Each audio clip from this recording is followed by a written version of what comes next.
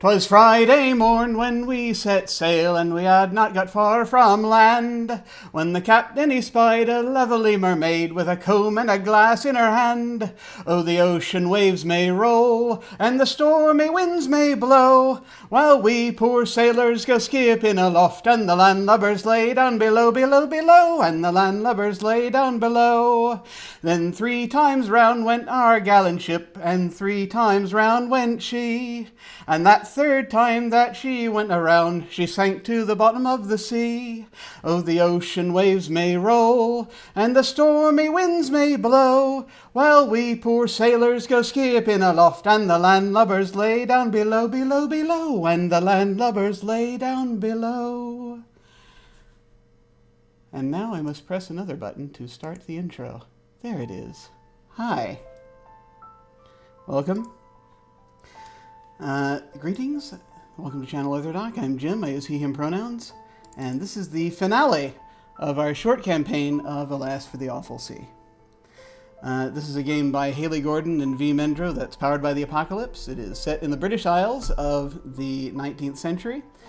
It is a game about life, death, desperation, folklore, and the mysteries of the human heart. Possibly the miseries of the human heart as well. It's just how this thing goes. We're going to go around one last time and say hello to everybody and ask them to say who they are and who they're playing. Starting once more with Brittany. Hello. Hi, I'm Brittany. I use she, her pronouns. You can find me on Twitter at Casual Halfling. Tonight, for the final time, I am playing Orla Rowan. I'm also coming to you from my sister's house in Texas today. So I apologize for any activity and all of that. Awesome. And it's quite all right. Things happen. There is this life thing, apparently, that they keep telling me about in the outside world, whatever that is. But now let's say hello to Levi. Hello. Hello, life. I've heard of it. I'm Levi. I use they pronouns, and I will be beginning my final voyage as Elias McLean. You should see him. Excellent. And Michi, hello. Hello, I am Michi. You can find me on social media and on Twitch as Witty Michi. And I am very, very, very excited and sad to be playing Evie one last time. Ah, yes. And Speedy, hello. Hello. It is good to be back. My name is Speedy. I use he, him pronouns. And I am returning for one last time as old Barney Wright, old Sea Dog believer who has made a deal with his lady, the sea, that will soon be coming to fruition. Maybe. Mayhap. We'll see. And finally, Vivacia, hello. Hello, I am Vivacia. I use she, her pronouns. Today I'm coming back to play, the toot in itself, Miss Lily Martin. She's the cook and the confidant. And I have a feeling she's just going to smack Blarney a good one for, trying to jump back into the sea, because he scared her shitless. So we'll see where this goes today. Excellent. Yes. I feel as though the group has a lot to talk about, but before we get to that, just to give our usual disclaimer, like we do with most games on this channel, we're going to be using the X card, the N card, and the O card. If we hit something that's crossing a line for one of us, any of us can type an X in the Zoom video chat or anywhere else, or make an X symbol, and we can back up and do something else. If something happens that we're okay having in the game, but we don't want a graphic description of it, we can type an N in the Zoom chat, and we'll fade to black on it, or we'll put it behind a veil. So it'll be there, but we won't go into detail.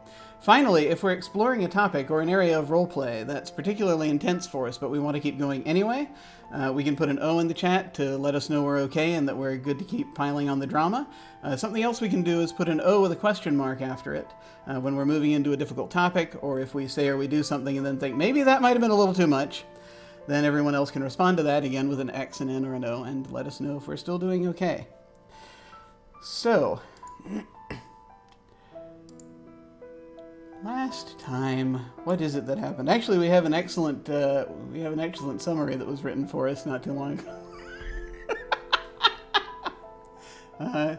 It says here, Barney and Levi got swept away while trying to save someone on a boat. The girls had to come to the rescue with some help from your neighborhood-friendly seals. With Orla, Evie, and Lily's help, the men were saved, but only for Barney to decide he didn't get to see enough. Evie had to slap some sense into him, and they all went to safety with Lily ready to give them an earful and possibly some bowls of stew. No, anyway. No, that aside from... so we have Michi to thank for that little paragraph. But I think that actually covers most of it. Orla had discovered that there's this big net covering a part of the front of the other island. That's the Isle of Cadern. And there appear to be entire schools of fish in there, acting as though they belong. Like they've always been there. And among the various things happening, Elias talked to his dead father. There was that. His deceased father just basically telling him, the things, balance with the land and the sea are not quite, and the people are kind of off, sort of gestured, and he saw these figures carrying equipment of some kind. He didn't really get to find out much about them, because, they had these little mining picks, maybe, a couple of them. I didn't get to find out much about them because there was a fire. So he rushed in to help take care of the fire. That was the fire from the person who sells lumber. They were organizing that. There was a big fire. Everyone came back, helped with the fire.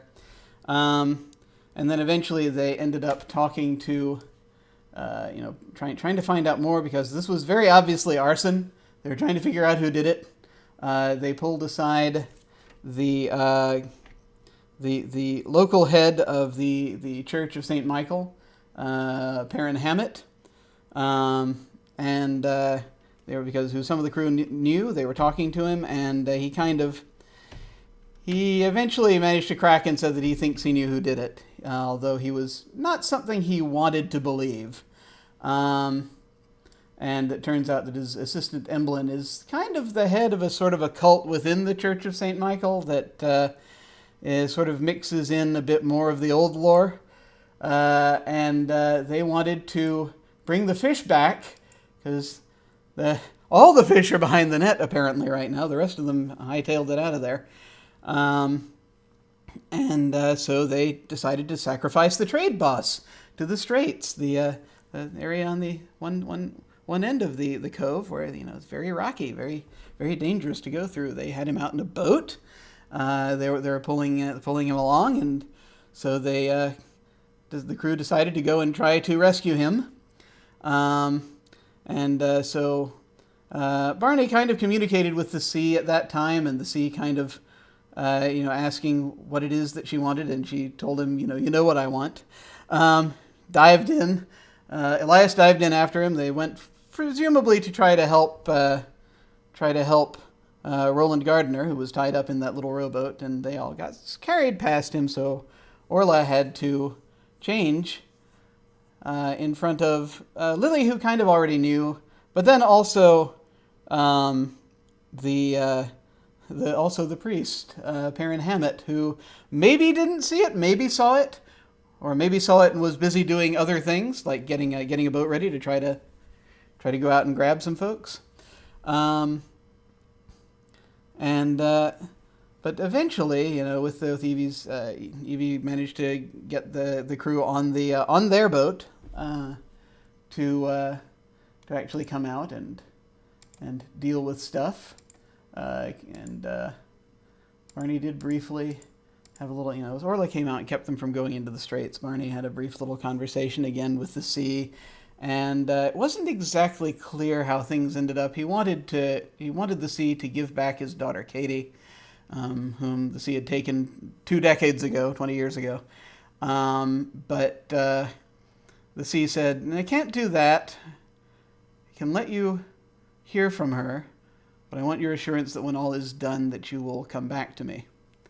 And he was Barney didn't exactly agree. He was sort of saying anything. It's hard to talk underwater.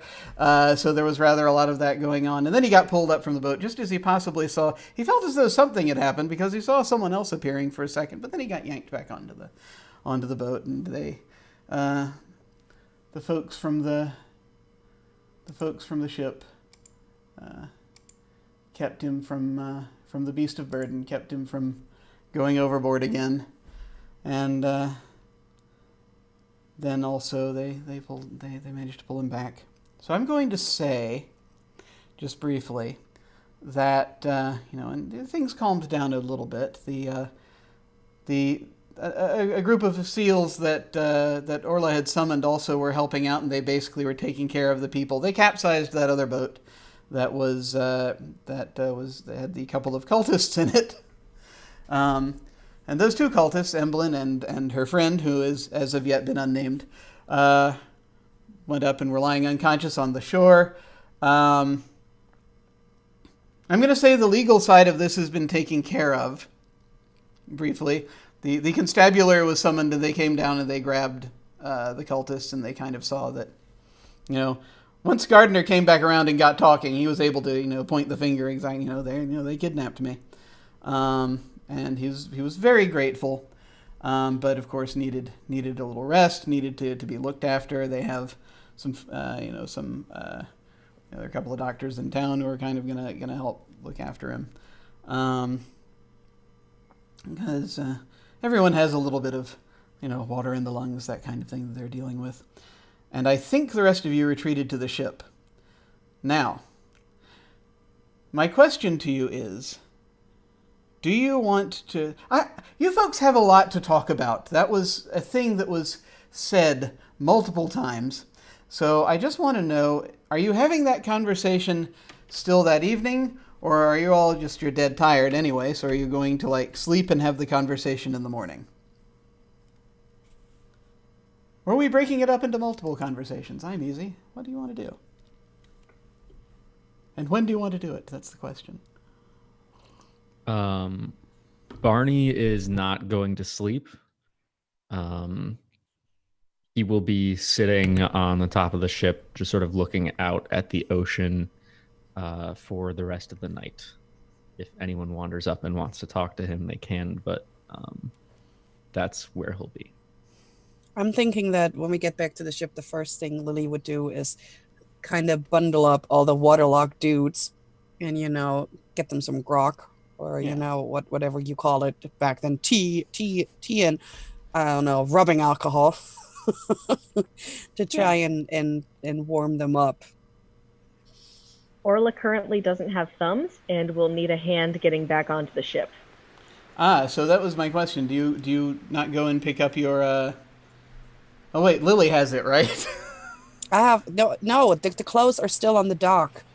Yeah, the clothes are on the dock. Thankfully, the skin is on her because she has the seal on. The skin on. She just has to take the seal off, and then. Okay. But her bag and clothes are elsewhere. Do you go and so you're going to go directly to the ship without fetching those, or are you going to go back and fetch those first?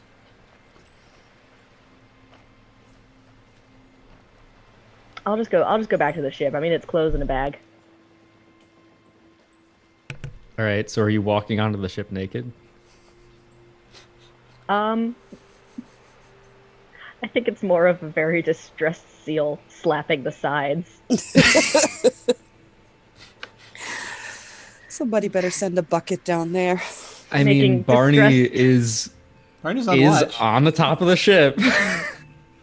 There's a seal that... Distressed seal noises, which I believe we have canonically established just sound like Wookiees. Yes. I think Evie would try to help the seal onto the ship. Yeah. Like, poor baby. Eliza's probably just waiting somewhere on the deck, waiting for Orla. So when she seals up, it's like, Doc, and just kind of Captain, why do you keep referring to the seal as Doc? Bar is not so much your concern right now, and I think Elias will just like open the door to his quarters, then like go in and grab like a shirt and pants.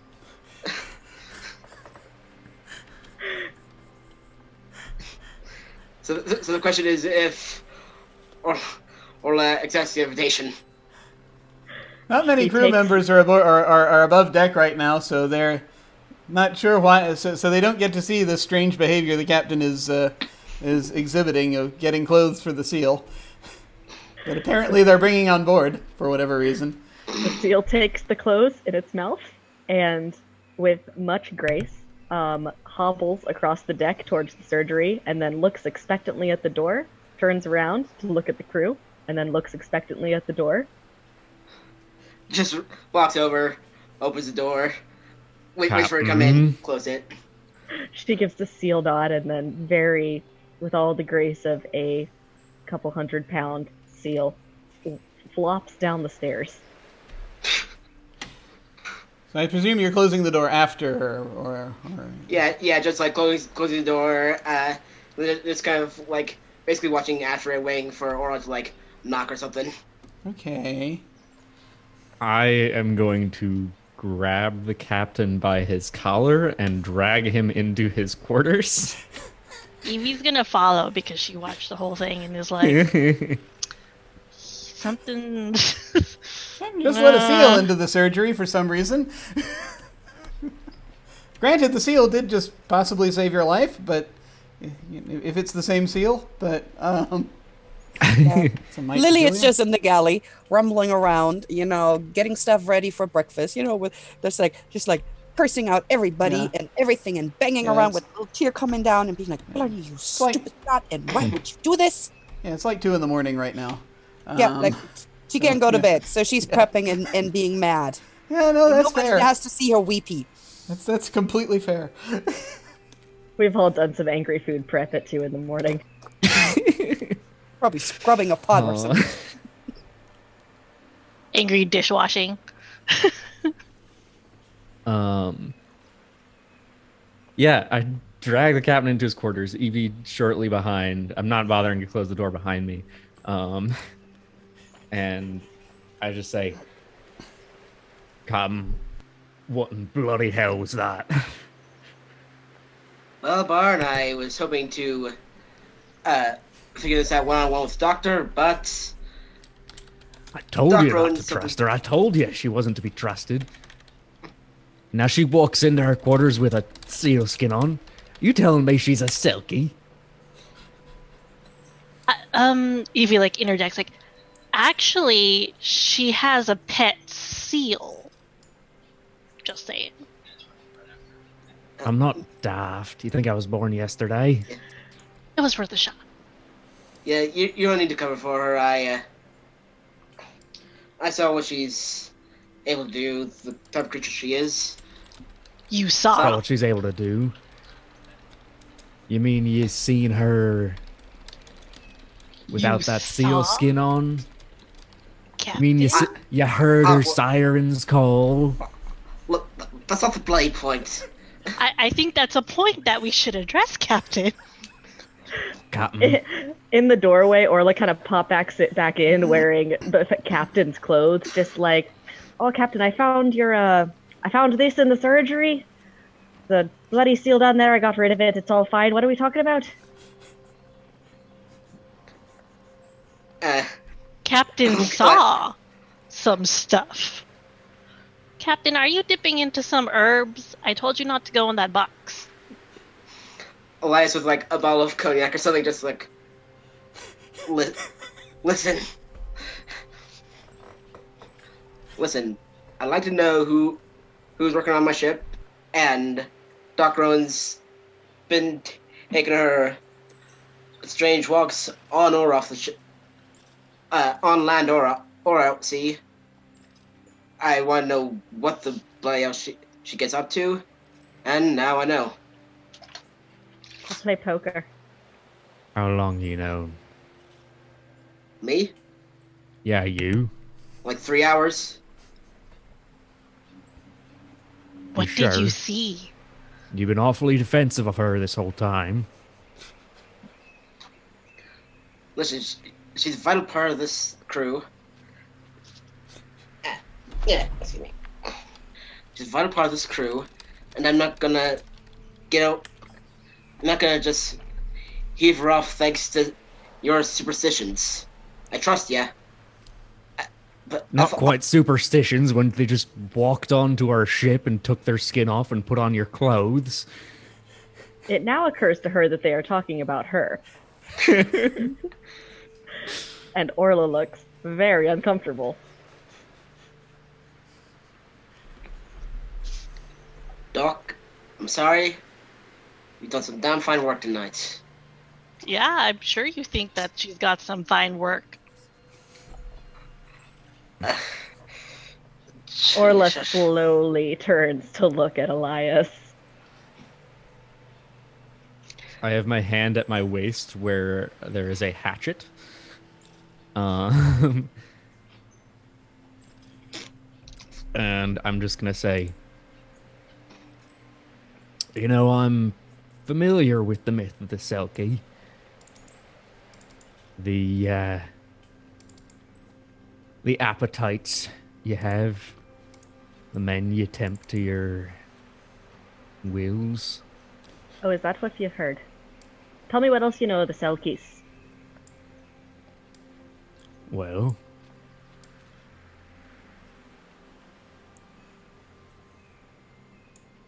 fairly certain I don't eat the usual kind of stew. And? I'm saying, weren't long after you showed up that the old captain didn't quite make it after his last injury. Personally, I just thought you were a shit surgeon to start, but you know, I never did see him get his proper burial, did I? If accusations are what you're making, you might as well be out with it. If we're not dancing around this dog and pony show anymore.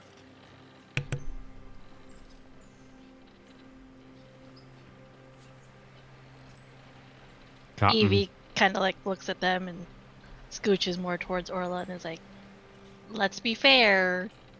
She kind of helped out. Saved your lives. Precisely. Is that really the type of person that, you know, you can accuse that kind of thing of? I think he's mad because I did save his life. It's an unwanted gift. Who are you to interrupt my fight? Crew still needs you. When we're out of this, what you do is on your business. But the captain's in the water trying to save you. I'm not leaving you there.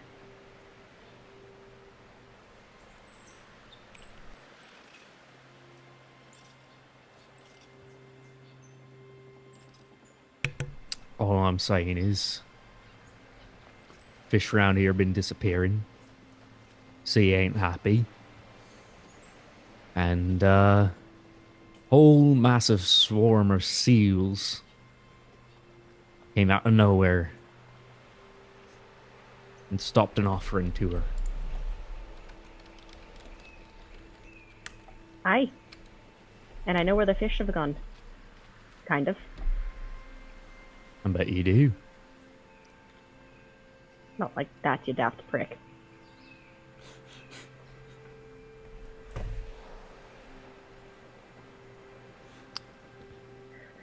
Captain.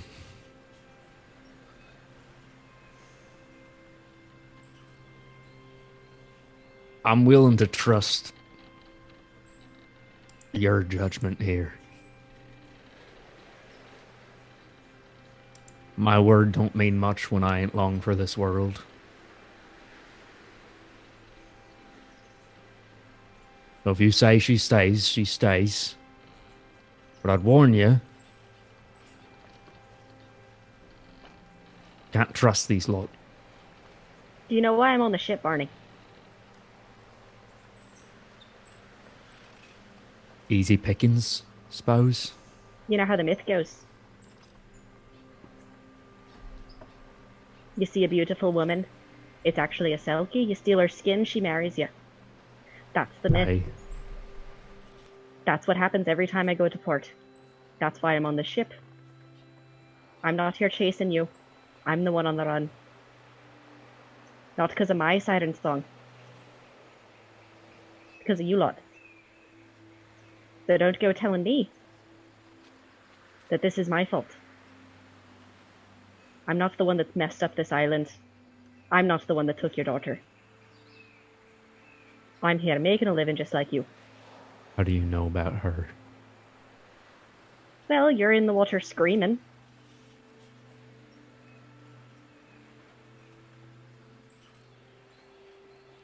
Don't put your trauma on me. It's not my fault.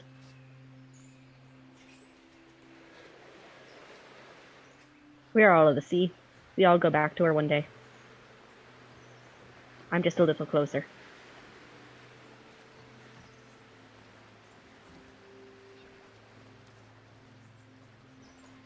Fair enough. So you come at me again and you'll be reunited with her a lot quicker than you're planning. Glad this was able to resolve itself. Now,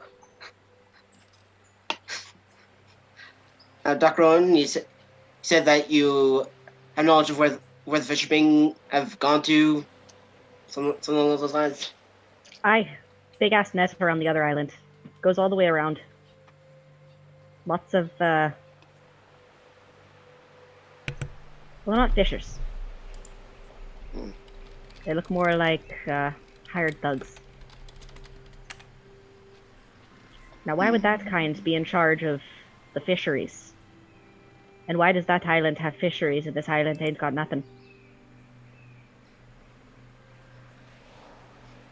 I see what you're going at. I think in the morning we need to get any crews that's still on land up over here. Go Kadan, go to Kadan. Stop this for ourselves.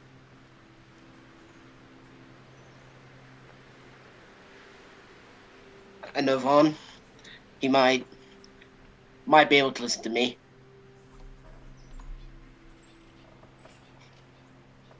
Certainly hope so. For Aye, our Captain. sake. If not, simply cut the nets, put some gunpowder on, put the right amount of gunpowder on wherever they've been building up there. At least I'm back far enough.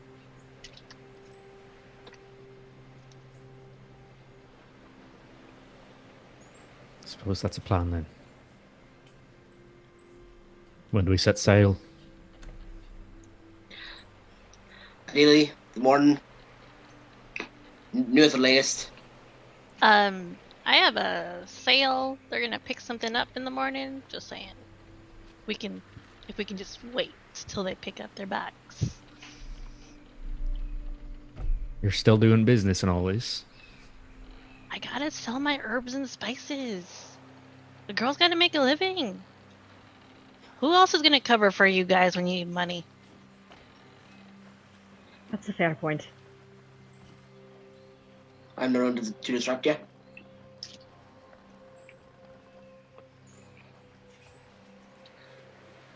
All right.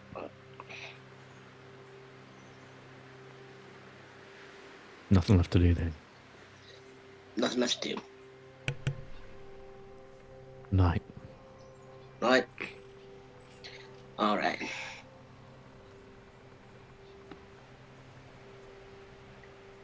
And as I walk away, I whisper to the captain, "She's a smart one. Best steal her skin soon." Orla is gonna sleep underneath Evie's bed tonight. Yeah. Light just gives you just like this very flat look while taking another drink, taking it down. Night, Bard. When Evie leaves, she just looks at Captain like, full of judgment. No. Mm-mm. And Barney just goes off to the front of the ship to stare at the sea for the rest of the night. Still not sleeping. Yeah. Orla's gonna help in the kitchen tonight. Is anybody She feels- sleeping? Protected there. That's fair. That's fair. The Evie might follow her, not gonna lie. Okay. The wrath of a wooden spoon. Quick question. Keep the women folks safe. Yeah. Quick question first. Captain, are you going to try to sleep, or are you going to...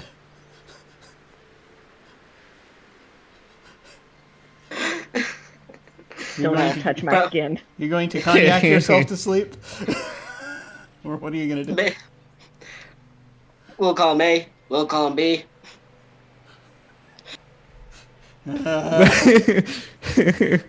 Contemplating skin thievery. I also, so Orla and Evie will find Lily preparing breakfast. Are you going to let her know what happened? What are you going to do? Like you can come into my kitchen and not tell me things. Evie cook. walks in. And I know things. Evie walks in, looks around, and makes sure no one's there. He saw. No, I don't think so.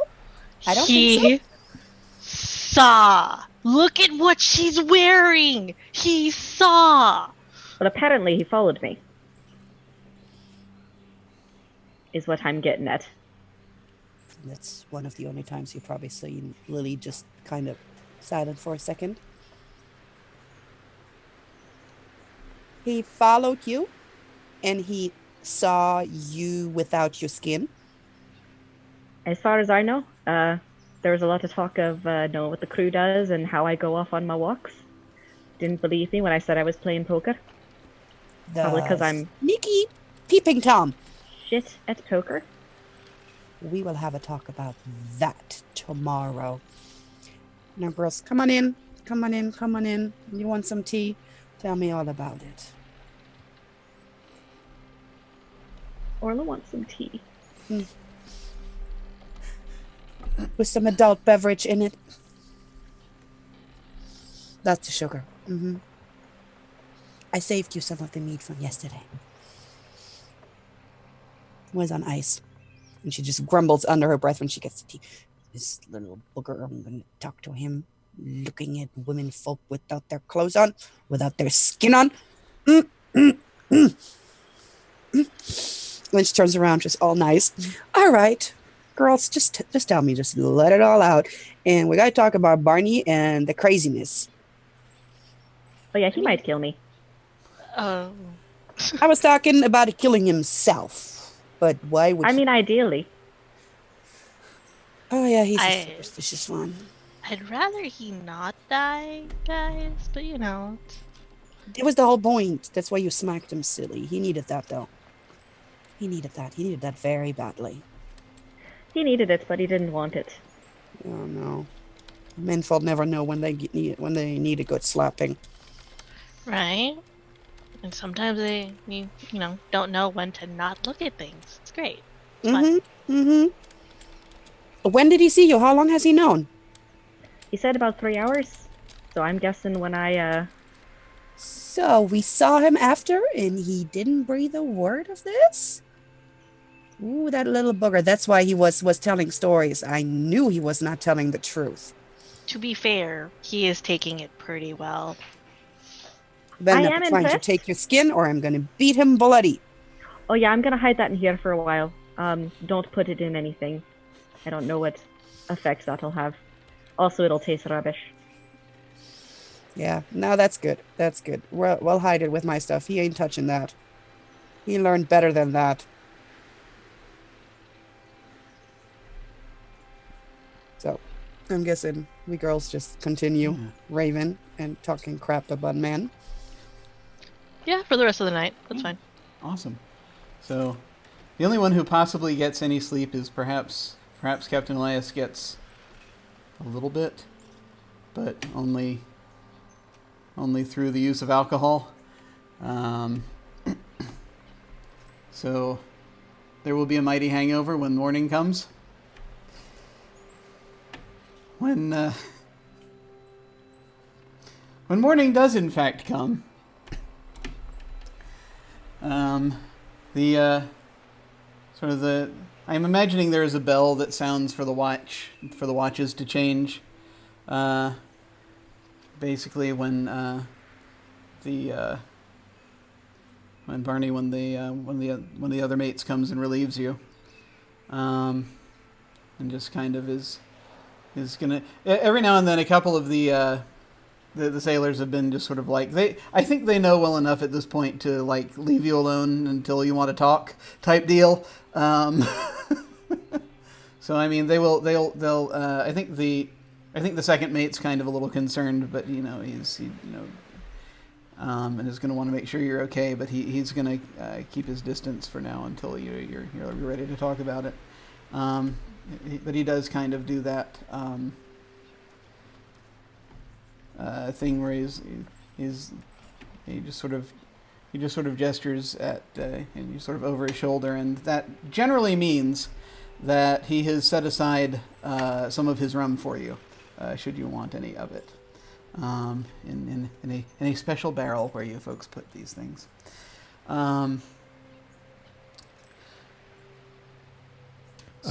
I take the rum, and I sit still at the edge of the ship, uncork it, and I just pour it into the ocean. Oh, that's good. So you needed a drink. That's good. So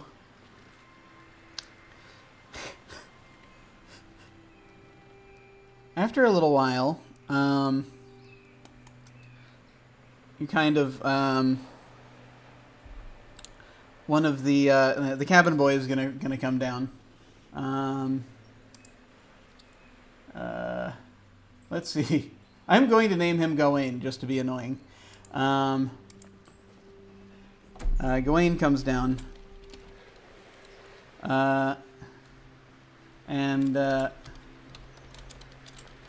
to the kitchen after he's been looking around, and he's like, Miss Evie, there's a big blonde fella outside wants to see you. Oh, yes. And like Evie adjusts her like scarf and then goes outside.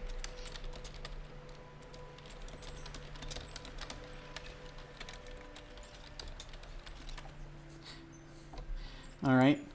So, Evie, you'll head up. And you see Findlay as sort of standing on the dock. So the young fisherman you met last night, and he has a sack over his shoulder. He nods, sort of waves up to you. Evie walks up to him with just a big smile on her face. She's just kind of like, "Good morning." Morning, Miss Evie. I've got some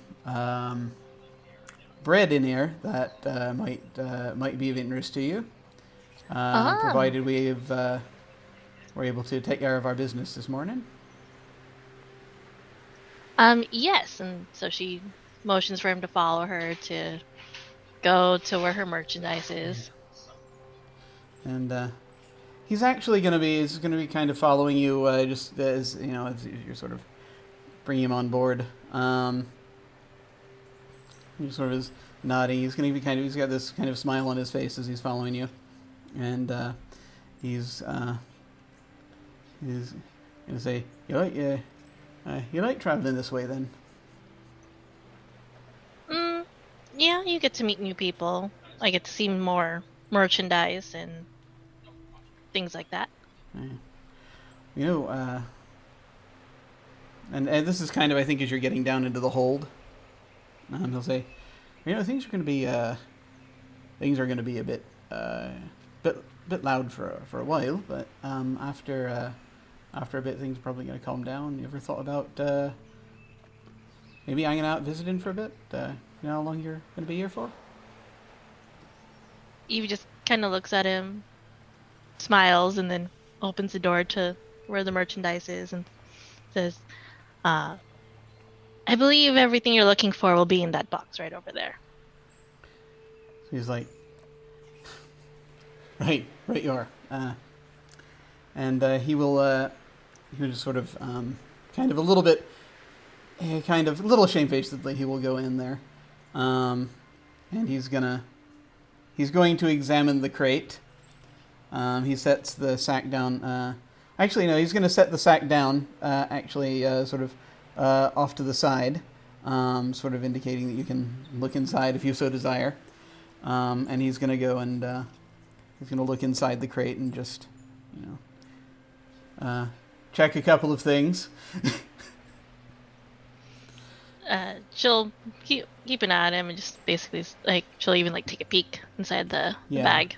You've got, there are a couple of loaves of bread and a lot of, there are a number of coins in there, and there are a couple of gold combs and some jewelry. And basically it's, they're doing some of this in trade pretty much, but there's roughly, it looks like there's not a huge amount here, but it's a decent amount that you're probably going to be selling, if you do a quick inspection and you're thinking you might be selling this at,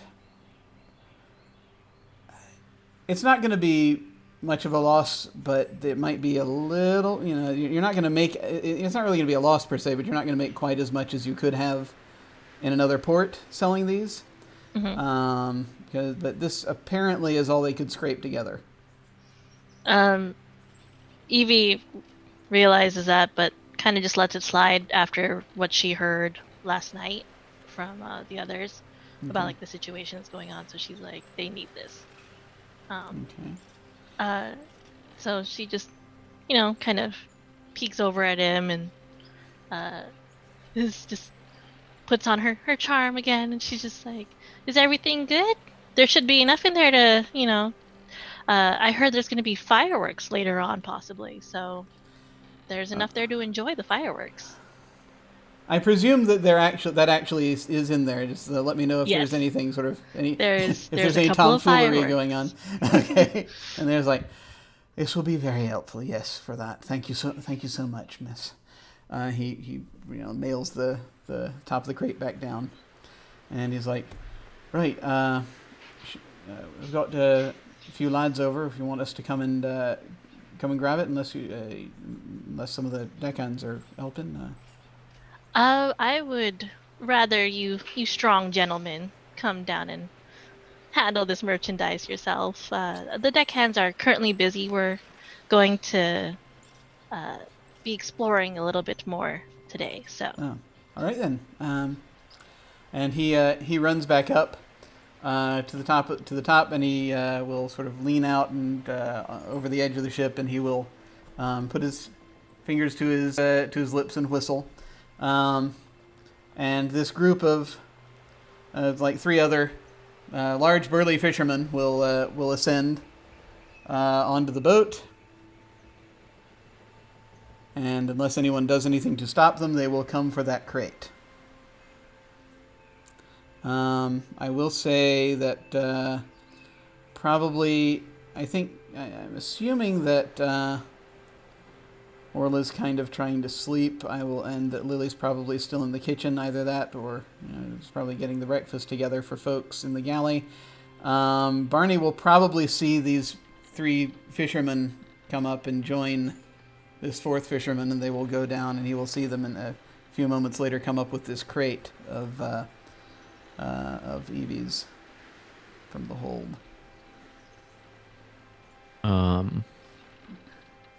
Barney won't do anything about that. Doesn't seem important. Evie's had these sort of deals before. He's not quite sure what to make of them, I imagine, but not unheard of on the ship. Okay. So yeah, they take the merchandise and set off to do things with it. Evie kind of follows after them just to make sure they get off the boat okay. And like anyone near her is just gonna hear, "Oh my, what strong gentlemen! Herbs can be so heavy sometimes. You just never know. Like, Especially a whole box full. It's quite heavy sometimes, you know, especially with the jars and everything. It's great. Thank you so much for helping each other. I love this time. I might actually come back sometime." Oh, no. And Thank she you, kind of Evie. like kind of winks at him. He'll kind of blush a bit and sort of grin.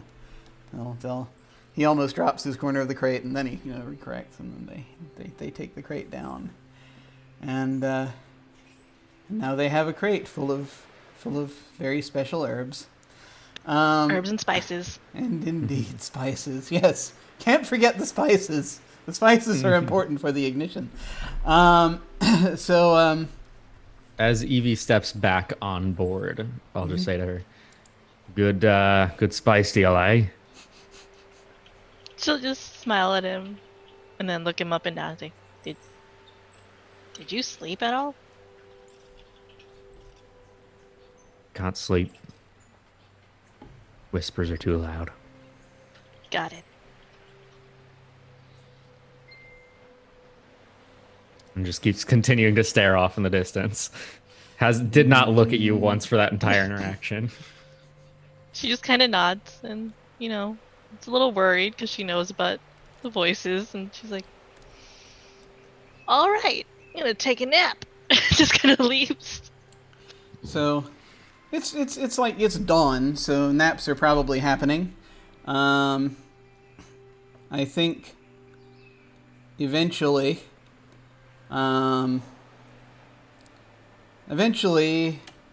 everyone will be waking up.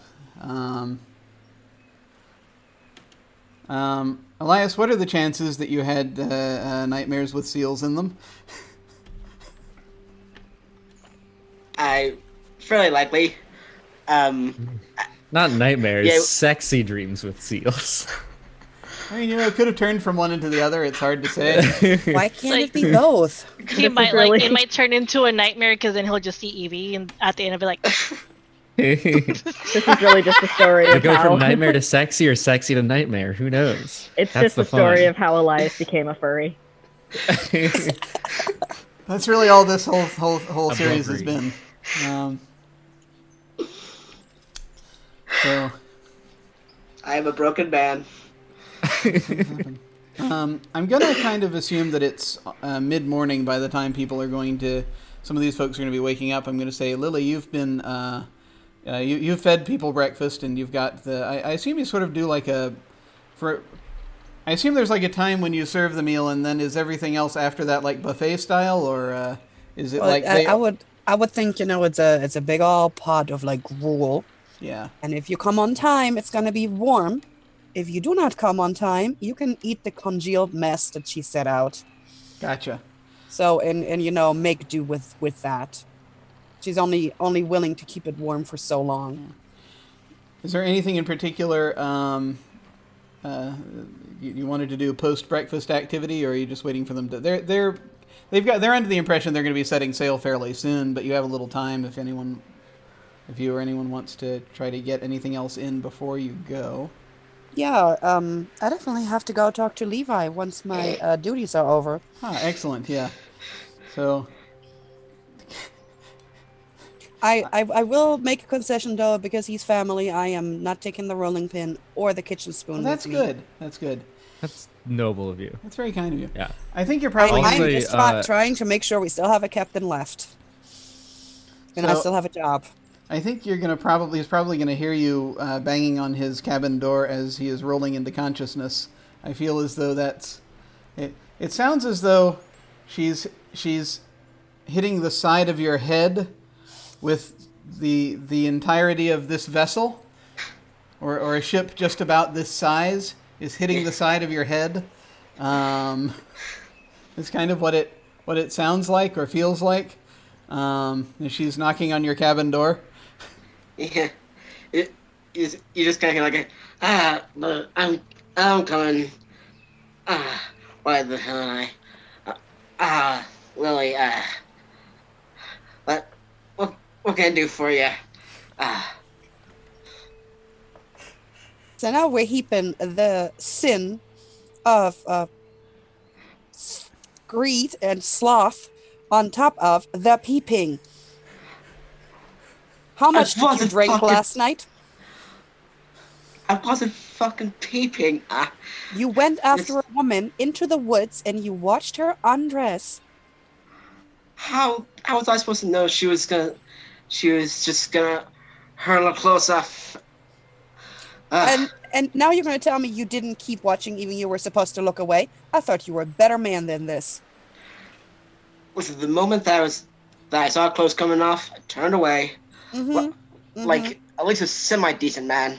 And that's why you lied about it later. I knew you were lying. I know how you act when you don't tell the truth. Listen, I was hoping to resolve it one-on-one with Doc Rowan. However, Barton got to me first. And we had to kind of just have it out in the open. And apparently, you know now, so that's at least one news that none of us have to break to you. And you think, maybe pulling the person aside on the ship, who knows, pretty much everybody's business, might not have been a good idea before calling a seal Doc in front of Barney, the most superstitious sea doc I've ever seen. Don't get me wrong, I love that man, but he is a silly goose. Yeah, right there. Listen, I ain't the sharpest knife in the drawer, but listen. So you don't think there might have been a reason we kept this from the manfolk on the ship, especially my silly ghost Barney? Yes, now that's fairly obvious to me. Yeah, now that's fairly obvious. That's amazing. That's amazing. Did you at least apologize for peeping? I wasn't peeping. You still saw her naked. Did you even apologize? Talking about decent manfolk. And she kind of just like, you know what? I'm disappointed in you. I'm disappointed. You fix this right now. You better go apologize. And I'm just walking away from this right now. And she just kind of stomps out and she smashes the door. Damn it. They just kind of like just breeze. And breaks himself and walks back out onto the deck. Yeah. The cabin appears to have kind of finally stopped swaying around in ways it's not supposed to, so you're kind of good. So you're good there. Yeah, you're getting up. They're getting ready to cast off. They've been preparing. As Lily steps back out of the captain's quarters, Barney, who's still just sort of on the side of the ship, calls out to her, Lily. Barney, good to see you. I got a bone to pick with you. And she kind of just stomps over. And she's like, you silly goose of a man. What the hell were you thinking trying to jump back into the ocean after they rescued your ass? Don't you think we need you here? Don't you think Elias needs you? Don't you think everybody else needs you? Don't you think Evie needs you? She doesn't have a father. She doesn't have a proper father. And your ass jumps into the water. Get over yourself. And she just kind of stomps away. Completely rolling over whatever he wanted to say because she doesn't give a manfolk.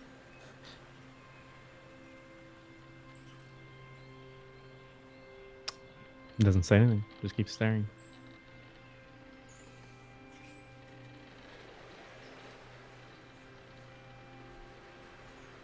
Okay. So, anything else anyone wants to do before casting off? I presume that's still the plan. You're heading for Kadarin, is that right? Yeah, probably once anyone who is still boarding on the island once they get in. Yeah, word got around. Word went around. Yeah. Yeah, Gawain went Said around someone and told asked her. everybody that Yeah. needed to be told on shore. Um,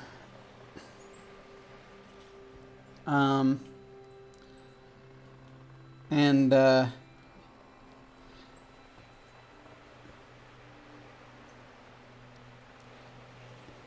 he will actually. Gawain's going to come actually back up to let you know that everyone's coming.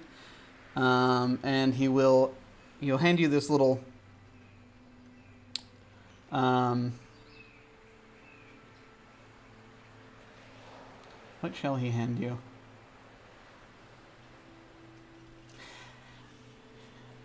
He's going to hand you this handkerchief he's going to hold up to you.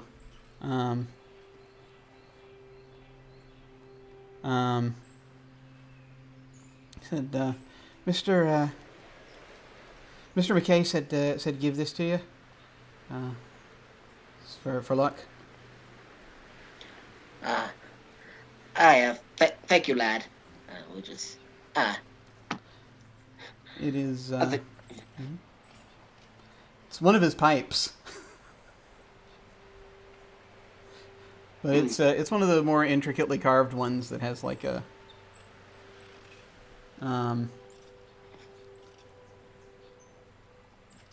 actually, oddly enough, it has an image of an otter on the side.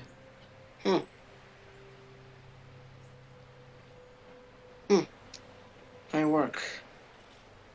If we make it back, I'll have to thank him. Aye, sir. Hey. And sailors are getting in, and everything's getting taken care of. You folks will cast off then and head across the cove. It'll take a couple of hours as you are sailing across. By this point, everyone kind of has managed to get up and do breakfast or whatever it is they need to do whilst on the ship. As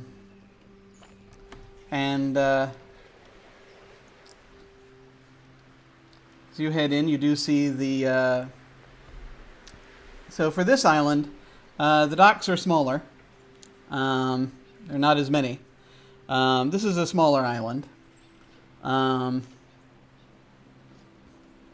You see that as you approach, you can always kind of hear this distant kind of... there's always this little cloud of dust that comes up from sort of near the back of the island. That's sort of there almost perpetually, or you see it fairly frequently. You hear sort of these sounds of work happening, mostly metal on metal or metal on rock.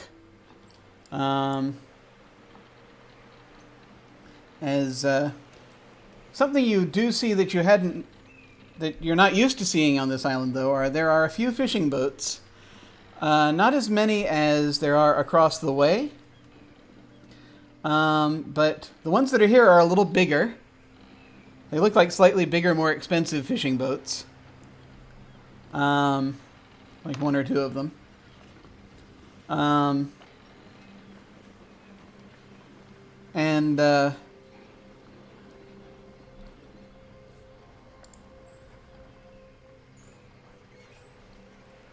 You can see that again, crewed. There are a few of them look like they're crewed by fishermen, but they're not out yet. They're just there in the dock.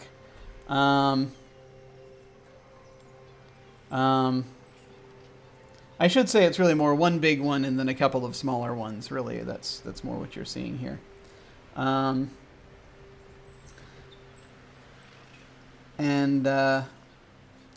So this town of Kadarin, you have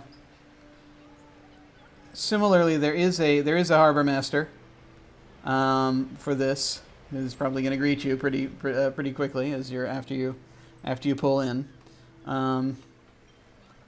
it's mostly there is like a so kind of. And immediately things dark sort of goes onto the land, and then you have immediately we'll have like a there is a smaller tavern here, and a couple, as far as that goes, and a few other, it's a town, it's got the necessities. There's a church and other things, but sort of a little one, and more land bound stuff.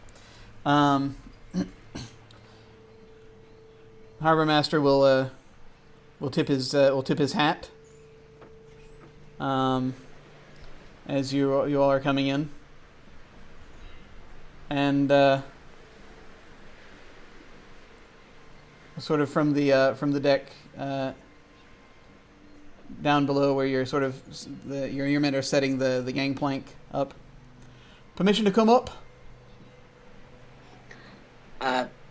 Granted, or what's the business? Just standard inquiries. He says as he's got like a sort of a slate that he's writing on. Sure. Can I ask your primary business on the Isle of Cadan today? Small amounts of trade, mainly getting in touch with Master Vaughn.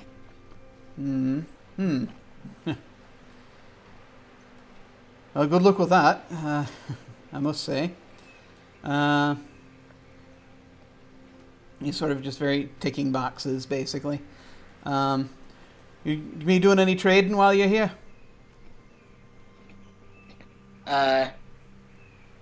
Not much, but we have something that we may want to see if we can offer. They hailed to clear whatever cargo's there. We'll need you to. All right, we'll need you to make a report of that to us before you go. There's a tax on it. Ah. But that's appreciated. But we appreciate if you're not entirely sure of what transactions are going to be having.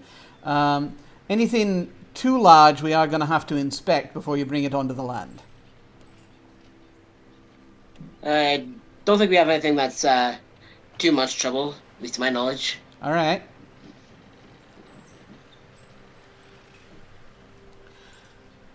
Right, well,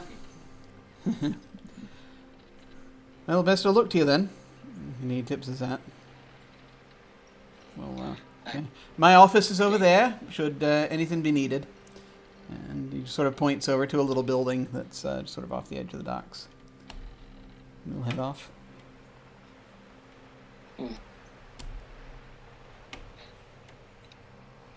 One of those places. Just kind of like make his way down the gangplank. Okay. Is anyone else coming ashore? Orla will. She's not happy about it, but she will. Yeah. You can see those other from here.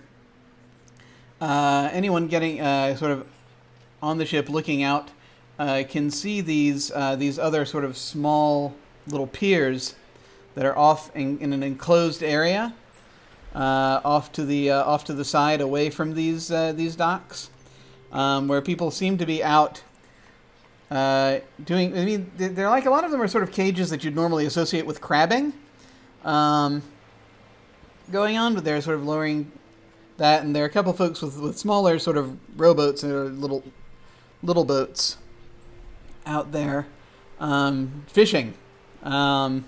Just sort of gathering fish from the sea, and right over there you see they're like pulling out decent amounts of fish. Orla does one of those like, see, that's what I'm talking about. That's what I was talking about. But That just ain't right. it's not natural. Farthest thing from it. Healthy hold. The sea likes them, or they're the ones piss them off. Or they've tricked her. Like I said, they've got those nets all around. True enough. So where are you folks heading? To the uh, the idea, at least for Elias, is to head to the Von Mining and Development Company's office. Okay. Evie tries to catch Barney and Orla before they walk off. Basically, she's like, guys, by the way, I heard there's a fireworks show happening at some point. I'd stay away from it.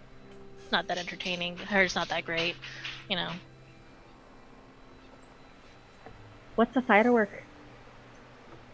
Loud noise, stay away. I ain't seen none of those since 13 years ago. Trip to China.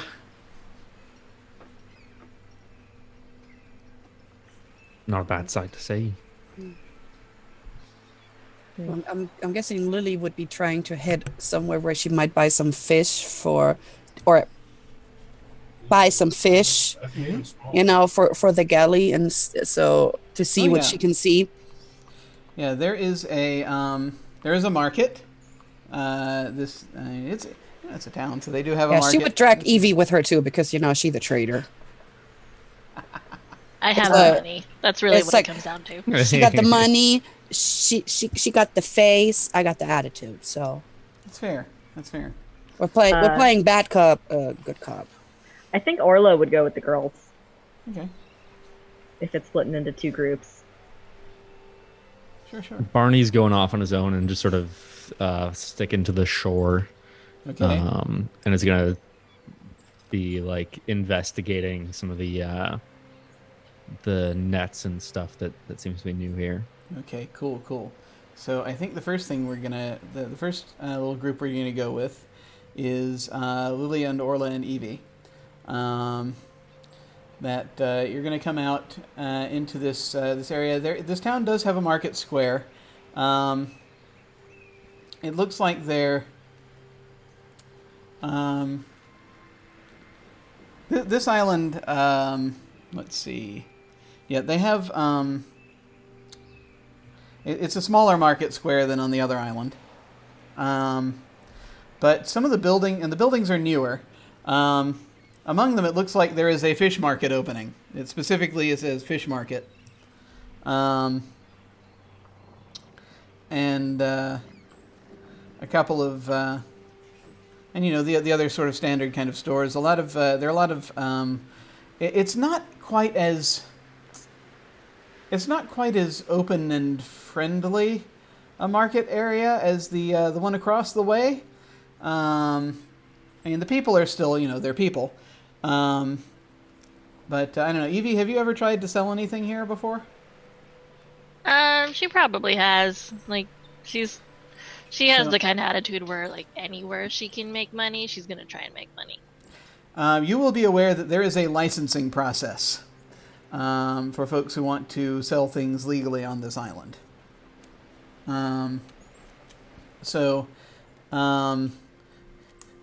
This is a thing that can be done via correspondence. We can say that you have done it already if you so desire.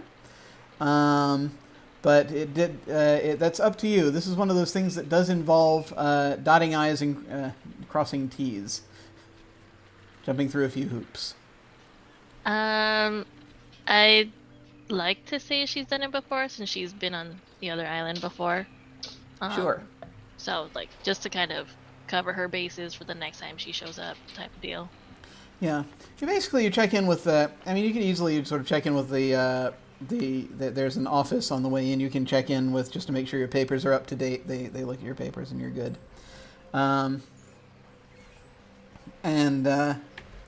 You go in, and so yeah, you see these people just sort of hawking this big guy, fish for sale, kind of sort of standing there hawking the fish, and some people are coming up and buying. There are folks from. It does look like there are folks from other lands who are here who are here buying the fish. Because this is apparently the only place you can buy the fish now. So there is a little bit of a line.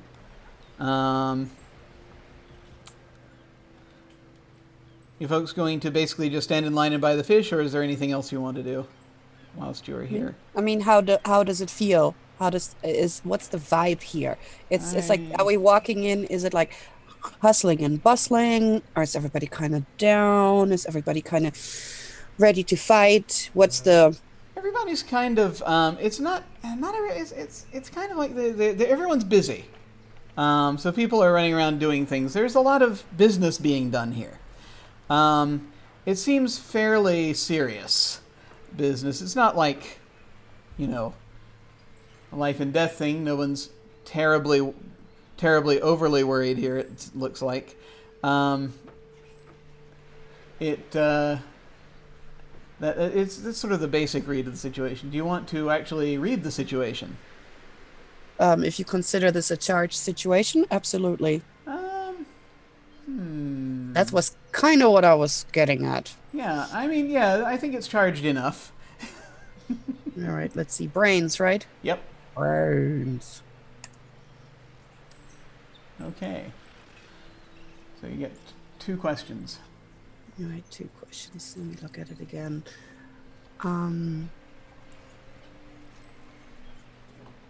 What here is not what it seems.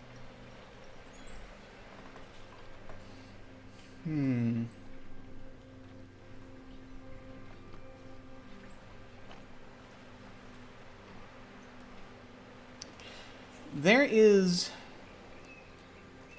most of what's here actually is what it seems. But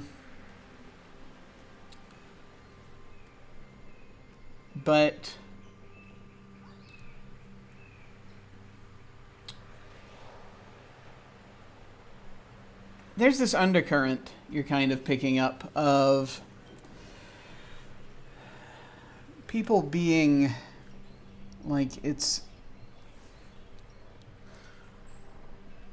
kind of like, when you go into business for yourself and then you start having some degree of success, but then you have to catch up, and then suddenly there are restrictions you have to deal with, and so you're having to deal with those, and so you have to kind of pick up the pace, and this thing that was fun for you is no longer quite as fun.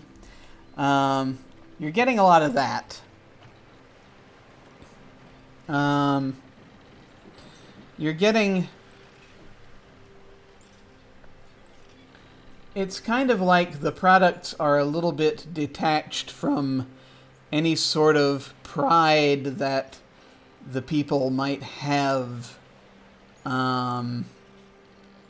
for the most part, in that sort of that personal thing that you get from the vendors on the other island, where it's like, I grew these things myself. Or we, even, with the fish vendor, it's like they... Like he's selling somebody else's? Yeah, it's not that they're not... It's not that they're not proud of these fish. It's more like they're... It's not the same as as it is when you buy from fishermen who went out and caught the fish themselves. All right. There's a little bit there's a layer of detachment here. Mm-hmm. As though these people all have, on their public lives, there's some sort of thing that is allowing them to keep certain things at arm's length. All right. Second one. Who or what is in control here?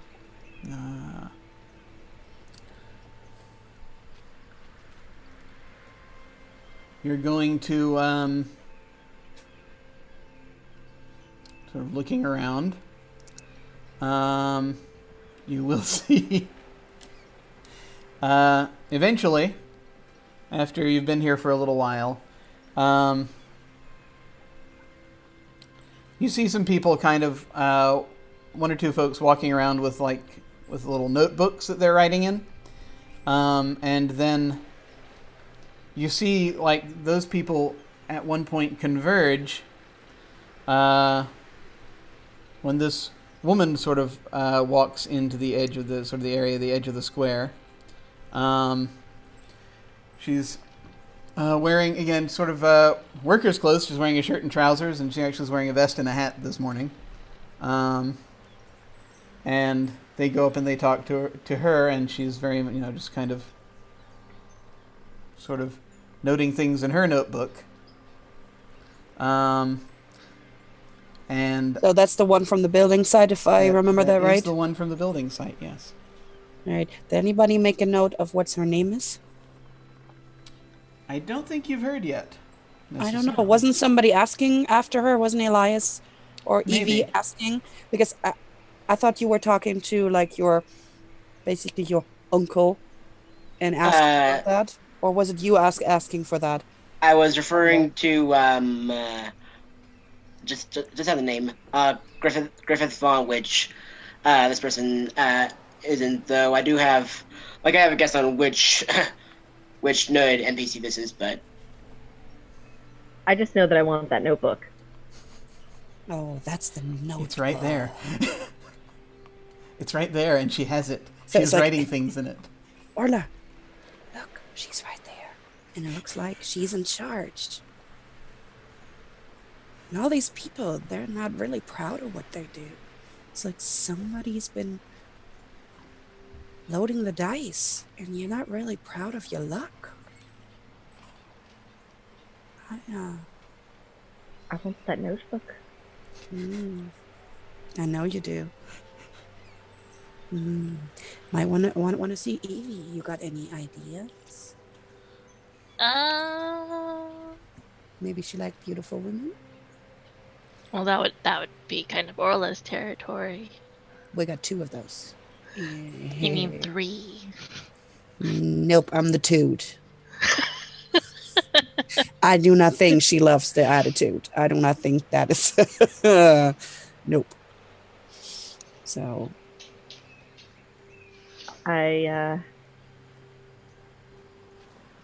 What is it you call it? Flirting?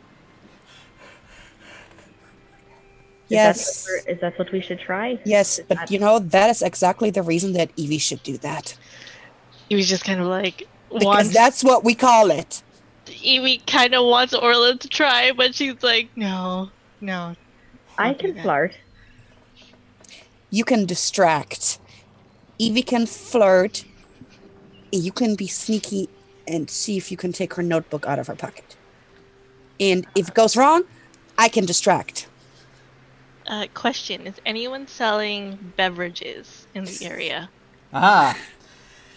There. Yes. There is a. There is a place that is selling. Let me see. Yeah. There. Well, I mean, so there are fruit stands. There's a couple of fruit stands here. And sort of they are selling, they're also making orange juice, selling that kind of stuff. There is trying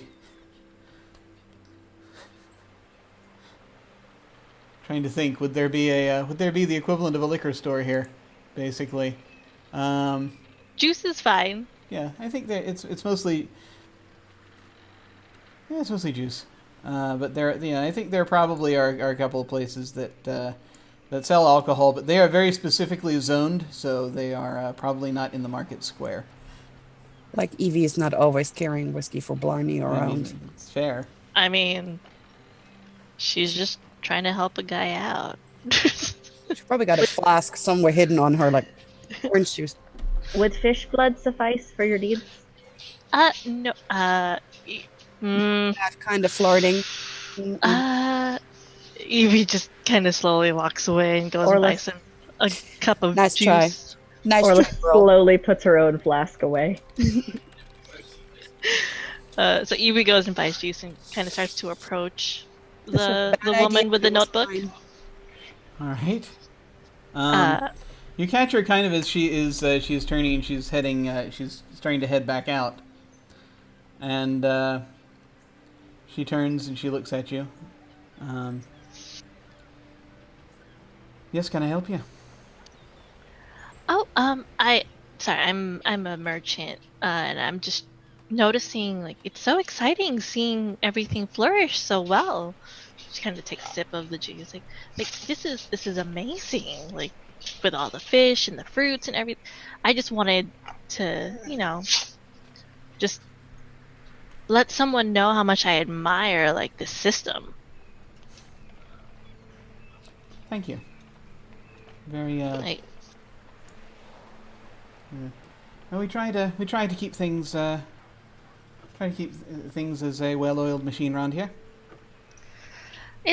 I mean, we were over at the nearby island, and it just I didn't feel like I could make honestly anything, but here I feel like my business could honestly thrive. What do you sell? I sell herbs and spices. She sort of nods, sort of crossing her arms. Well, there's a well, most of our sales folk here are permanent, but if you've got there are a few places you can go to in the secondary market if you need a temporary license. If you're looking for a place to sell out of. Otherwise, I presume you've already had your license and everything checked to sell out of a cart or anything you want to sort of bring here with you, yeah? Oh, yes. Actually, I do have my license, and I have a sample of my herbs and spices. If you could please just hold on to my glass so I can get it out of my bag. And she tries to hand her the cup. Okay. And then just kind of like trips and spills it. On her. Subterfuge. So I presume this is in... so Jim's interpretation of this is that you are attempting to help Orla in what she is about to do Yes. by doing this. So I think we're going to have you use the helper hinder to sort of roll plus your bond with her, so we can see how that's going to affect her roll. Usually, though, in most PBTA games, you can wait until after the roll happens. So Orla, do you want to attempt to act under pressure to try to snatch the notebook, or what do you want to do? I do, but first she's going to look very confused over at Lily as all of this is happening, and she says, I imagine flirting went a little bit different than this. Is this how it's normally done? Well, this is how Evie normally does that, yes. But normally people seem to be more interested than her. She kind of a cold fish. Now go. Shh. Go. Is there normally that much liquid? Okay. Shh. Orla tries to swipe that notebook. Okay, so act under pressure, please. Roll plus balance. Okay, so it turns out you don't actually... Evie's distraction appears to be working. So, Evie, you don't have to roll. It's Yay! unless you want to give a chance of taking... Never mind, no. But no, we're good. No, I see the way that works. It doesn't matter. Okay, good. Now, you basically... So, yeah. This woman is just basically... You've sort of spilled this on her shirt, and she's... As she's like sort of handing, and she's sticks the she has this sash around her waist that she sticks the notebook in, as she's trying to she's trying to get. Evie's getting pretty handsy. She like No, pulls never out a mind. handkerchief and like starts dabbing. It's all right. It's all right. No, I insist. I just it's all over your chest. That's no way for a woman. She's like dabbing her chest. We've got water here. We just get us some water, okay? It's just. I feel like water will make it worse. Like it's just gonna see through. People are gonna see your undergarment. That's no way for a woman to live. Like she just keeps trying to dab and is getting like super handsy. I swear, I'm so sorry. I don't want to shame you at all in front of all these people. Like let me just. I think I might have some spices if I mix it with some water. It might help. Just one second. And she's like trying really hard. And Orla, you now have a notebook. And At this point, the woman just sort of straightens up. She says, "It's fine, really." And she says, "I've got a lot to do. Excuse me." And she's going to turn and she's actually going to walk off because you've agitated her to the extent that she has not checked to see if her notebook is still there. Evie just Orla kind of waves. Orla gives Evie a very slow thumbs up. And Lily is just gonna be like, here, over here, go now. I really think I learned a lot watching that. Is that how it's normally done? And she just like drags both girls off so the other one can't see it. Give me that notebook. She puts it in her apron and she's like, out of her view. Once she realizes it's gone, she's gonna come looking for us. We're just Evie like, just kind of looks at Orla like, normally you don't spill anything. Like while she's like following after Lily, like, normally you don't spill anything on anyone, but yes, that's usually like. that comes way later. That comes way later. Never mind though. Like usually, don't let anyone touchy-feely you. Just. Oh, I know don't that. do that. Yes. So I've bitten off a finger or two. that was not flirting, but No. That's not flirting either. Do not take the fingers off. You can slap, but you cannot take them off and eat them. But like awkwardly Those enough, are dirty fingers. But That's Lily, I feel like she liked it. Everyone at parties is talking about finger food. What else does it mean? That's different. Dirty. You don't double dip. It only takes one bite. He already Lily, dipped in yours. Nope. Lily, should I be worried that I think she might have liked it? Girls, just let's go back to the ship and check out this notebook because this is just nope. Psst. You're gonna catch us. The point. As you are scurrying back to the ship, I think this is where we are actually going to take a quick break. As we're a little past the midpoint now, we'll be out for 5-10 minutes, and then we shall return. We shall see you shortly.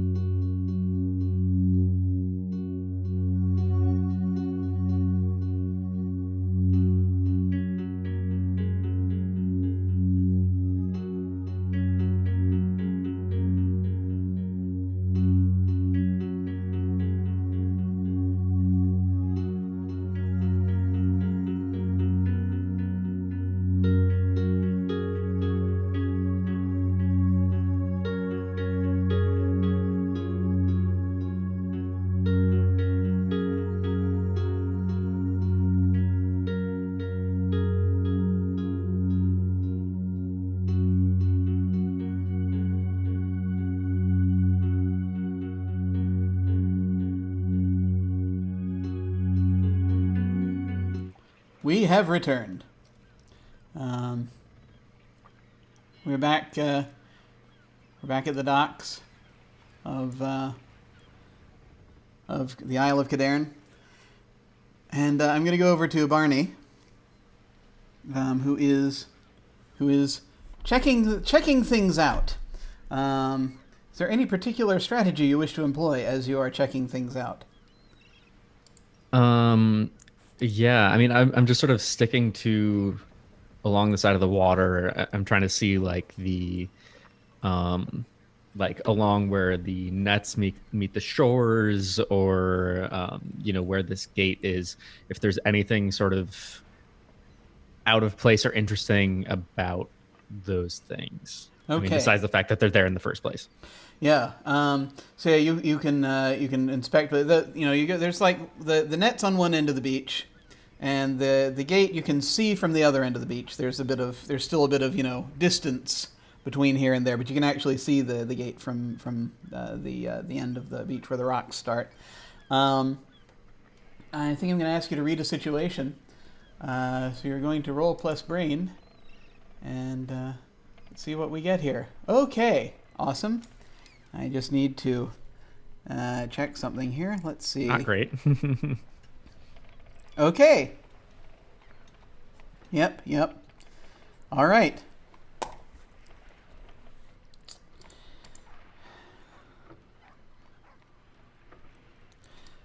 So.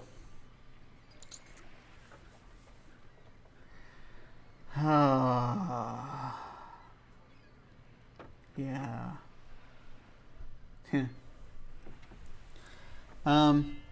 For a moment,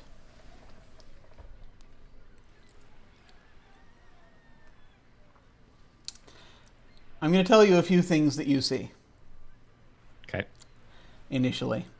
Sort of as you're by the docks, a few folks come in that look like they are... you kind of get the impression that a lot of there are a lot of miners in this town. So you see folks that look like kind of like miners but slightly cleaner get off of a boat and start heading into town. Got like some equipment and stuff. But you're kind of more interested in figuring out stuff about this net, I think, at the moment. The gate you can't really make head or tail of. As you head over and you're looking over at the nets, the place where they're doing stuff with the nets. They're like going in sort of like it's grabbing fish almost by the barrel full, really, out there. There are a lot of fish in there. As you're sort of trying to suss out what's happening, you do note that you spy sort of toward the end, sort of with one of the boats. Some folks are there's a little bit of on one of those little piers, there's a little bit of a kerfuffle going on that you notice from among these folks who are a little bit too built to be fishermen. They're kind of like sort of chatting with her, like, I don't know. I wasn't exactly knew what are we supposed to be doing that? I don't know. No, we're not into that. We're not doing that right now. I'll step a little bit closer and start to listen in. It looks, as you're sort of heading over in that direction, you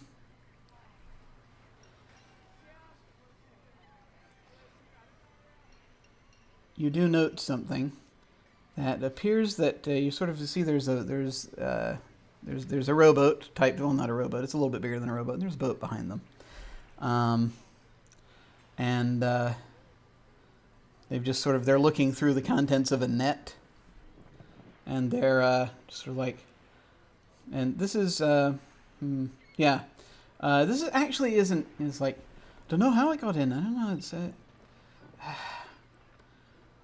well, I mean, it'd be fine. We'll just, get oil out of it or something. That's fine. It appears as though, as they're looking through this net that they have, it's not like the big nets. This is like their boat nets.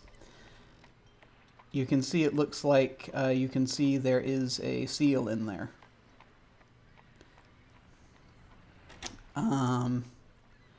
And they're just sort of like, how are they sort of putting it down? They're like just kind of shaking their head. Yeah, we got to probably just get oil off it or something. It's not usually, but we got to. I We just got to check the. We just got to check the. We just got to tell him. We just got to tell. I just sort of yell out from behind them, like, "Oi, Doc, is that you?" They just kind of look over at you. Does the seal bark? The seal does not. The seal is just sort of kind of like struggling. It's not really reacting to you.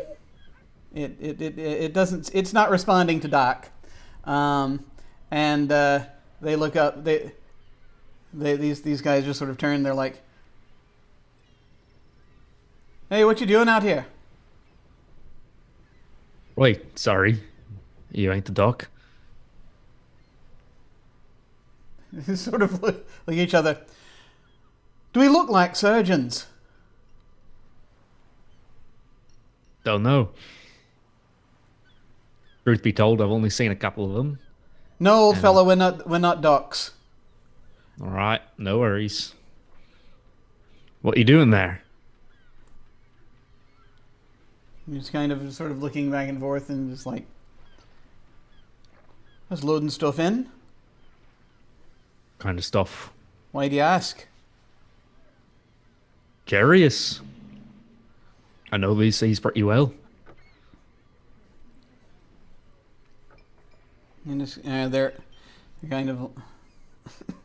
He's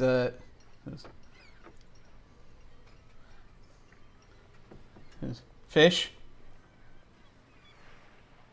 Fish. Yeah. Oh, good fish. Just loading in fish.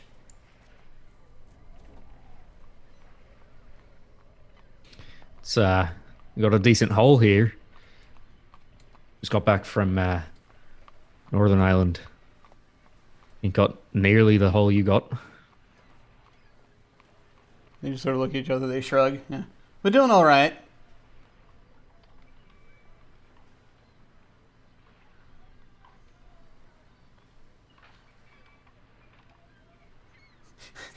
Do you want to try to read them or anything like that, or?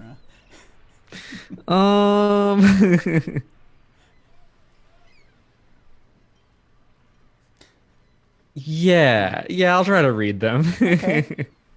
Roll plus brain to read their thoughts. It worked really well last time. That's great. 6. Yeah. You're just sort of like, we're not. You licensed to be out here? I mean, I'm the third mate of the Beast of Burden. Pretty sure that counts as a license for something. Right. But no, that's just over that line there. Yeah. Over this line, this side of the line. Only. Listen, mate. Only these workers. I seen your hole there. It ain't just fish. You got yourselves a full-on seal up in there. And I've been on these seas many a year. Ain't good luck to bring in a seal in a net with fish. Best be returning that to where she belongs. Well, we'll take your advice under consideration. Now shove off. Back across your side of the line, please. Mysterious things going round here, mates. You don't want no part of it. One good harvest ain't worth your souls. One good harvest ain't worth none of that. You know, I don't reckon he can hear us too well. I think we should talk a little louder. And they just sort of are like, they're kind of setting down their net things, and they're kind of just now looking significantly more intimidating.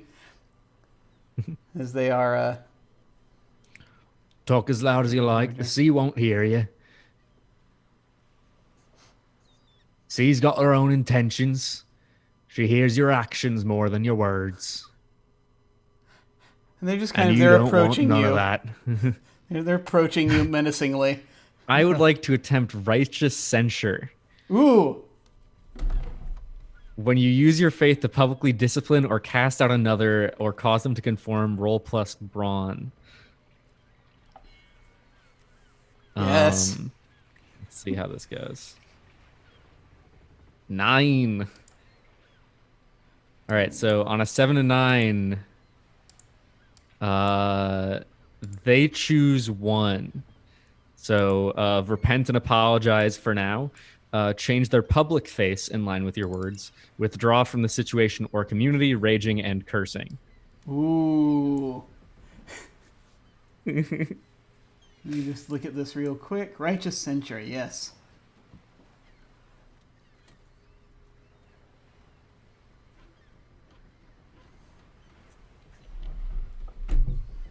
And so one of them just puts his hand on the other one's shoulder, and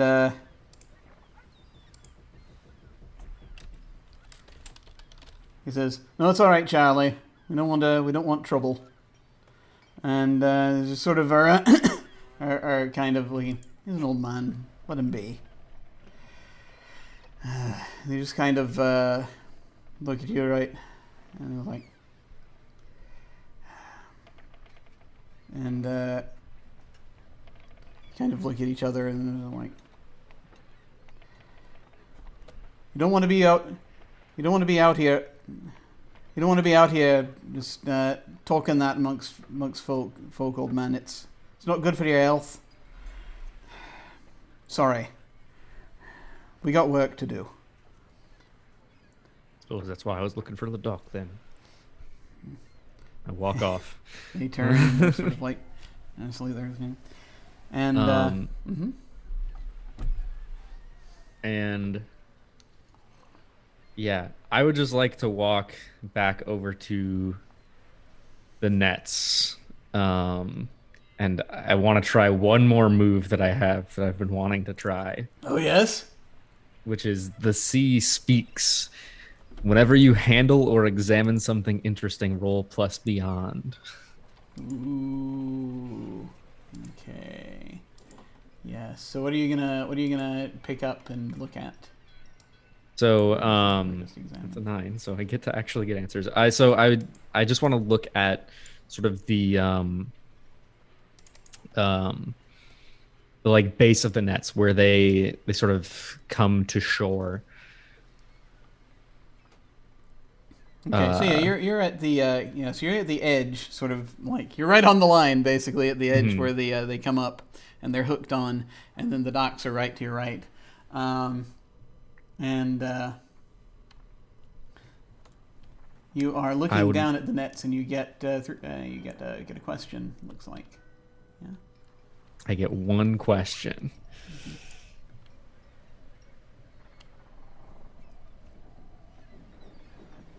Tough question.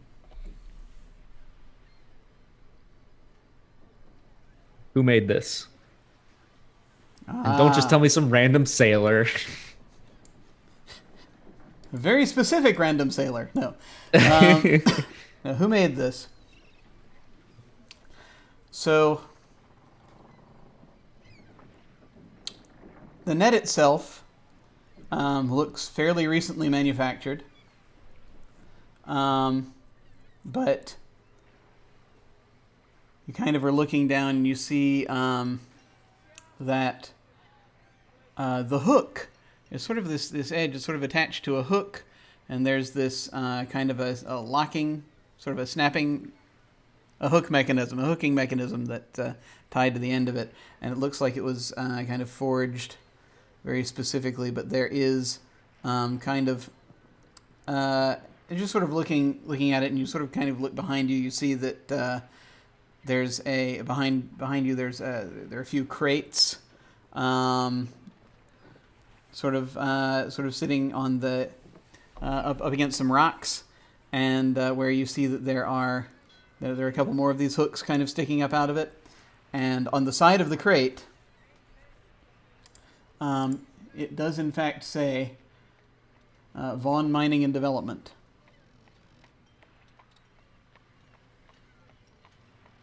I run my hand through the water for a second and just say, "Thank you, darling," and I walk away to go find the captain. I will say you see one other thing as you are heading back in to find the captain. And that is that, see that big ship, that big fishing boat that's on the docks? Looks like they're getting ready to cast off. And you see somebody sitting, as you're kind of looking, you see somebody sitting at the bow, or not the bow, it's this kind of, the bow's be facing out, so it's stern, yeah. See someone sitting off on the edge, just like on the edge of it, sort of legs dangling off, and you look up, and just sort of, they're sort of shaking their head as they're looking at the looking over at the crew, and you realize that it looks like Lachlan McKay, the innkeeper. He's sitting there smoking his pipe. Just sort of, they're sitting like on the edge of this ship. Lachlan, who's in, is on the other island, correct? That's correct, yes. He's just sitting there, like just dangling, feet dangling off the edge of this boat as he's kind of looking over. It looks just like him. And he kind of... Lachlan! Sort of looks down at you as this ship is taking off. And he just sort of lowers his pipe, and he just shakes his head sadly.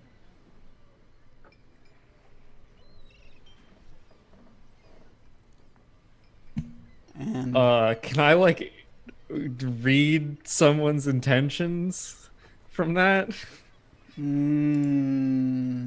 Yes. Right. To read his thoughts, you can. Because that has worked notoriously well for me. Brain. No. It's a 5. He, you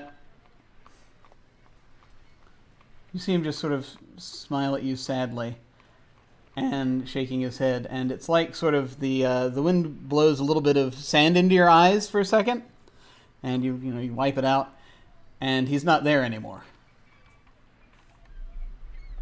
It's like he's gone. That ain't normal.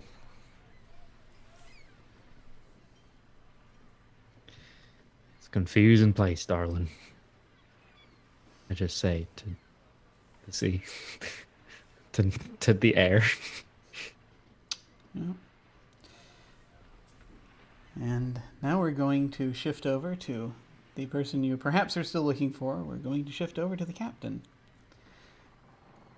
as he is heading up to the office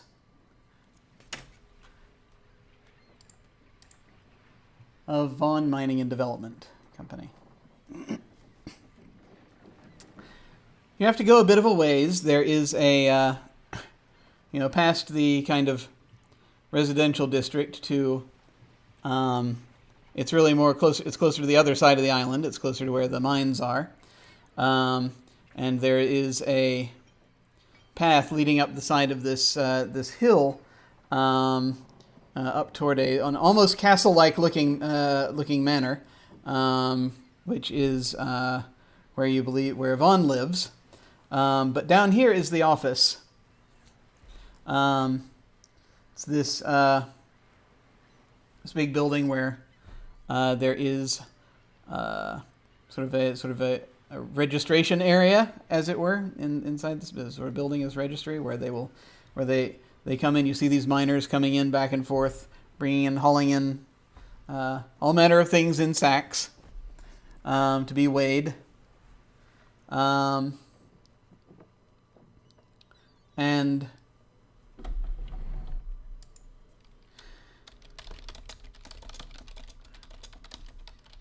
you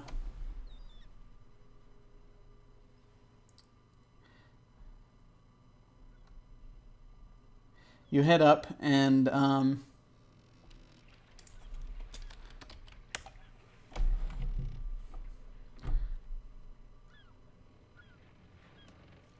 there is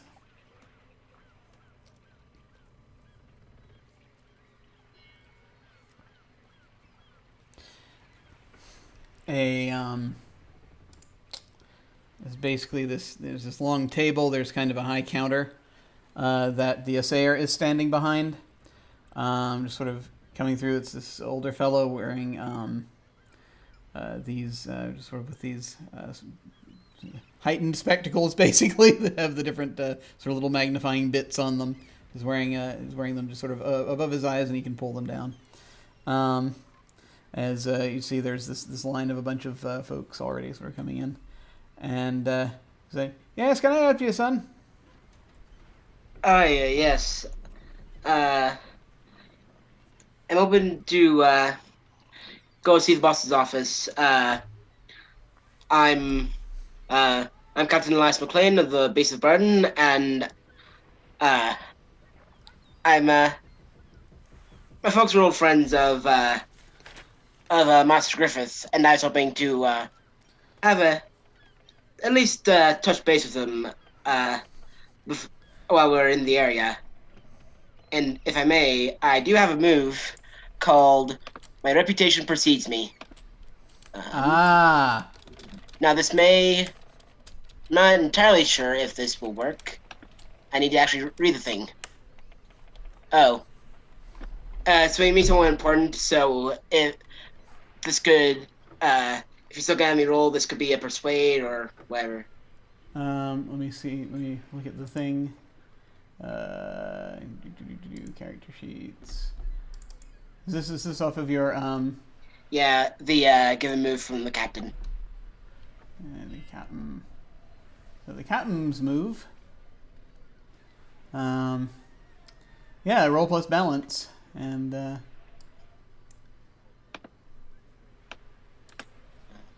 see what we get. Okay. On right. 7 to 9, they've heard of you, and you say what they've heard. Okay, yes. So this fellow's heard of you. What's he heard?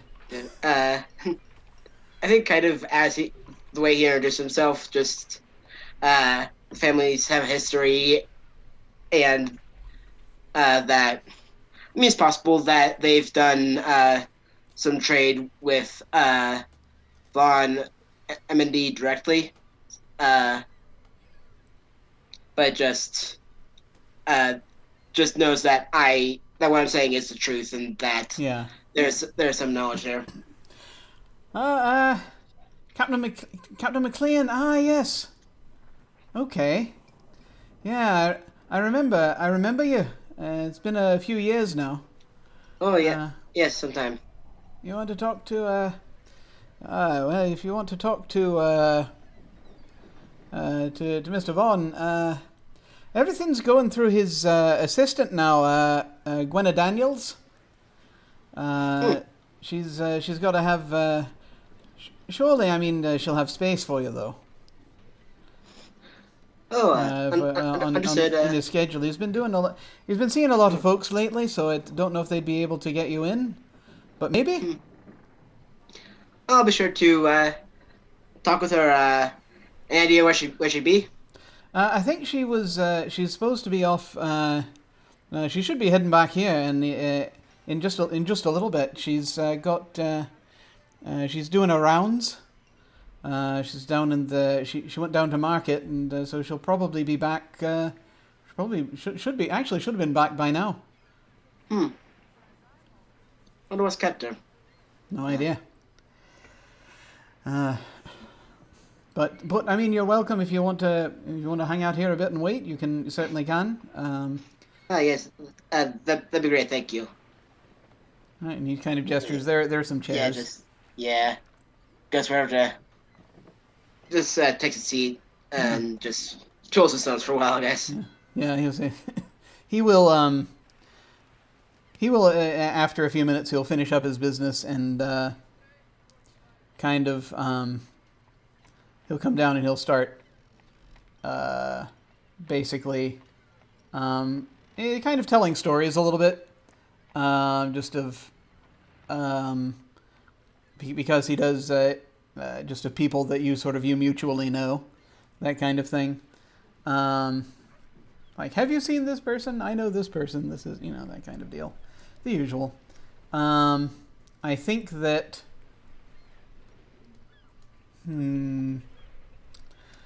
Yeah. So I think Gwenna will probably get here before Barney does. A little bit before. But then she is... Well, no, she has been delayed. So ordinarily she would, but then she has to go and change. I think actually no. I think Barney's going to be walking up before before too long at this point. Barney, you've been looking around. You found the this head sort of survey office, this assessor's office, and you kind of see through a doorway. You see the captain sort of sitting there in a chair talking to this older guy. I stare through the window for probably just a little bit too long. And then when someone notices me, I'll act surprised for a minute and then walk to the door and walk in. Hi, Barn. Come here. Let's just stand up. Let Barney have a seat. Apparently we need to schedule an appointment. So just waiting on the assistant. Yeah. All the worst evils have bureaucracy. And the older gentleman just sort of looks up and he nods and he's like, "Oh, there she is." And you see this woman storming through this part of the mining camp rather angrily. She seems to be heading from somewhere she emerged from a shack in the mining camp and is now heading across it back now toward the little path that's going to lead back down to the back down to town. But you can see her at this point. And she has not gone past yet. Probably just begin walking over. Oh there, Miss Sales, was it? Is this a bad time? She just sort of looks. She just sort of is going to turn and give you a kind of a withering look, and then she'll be like,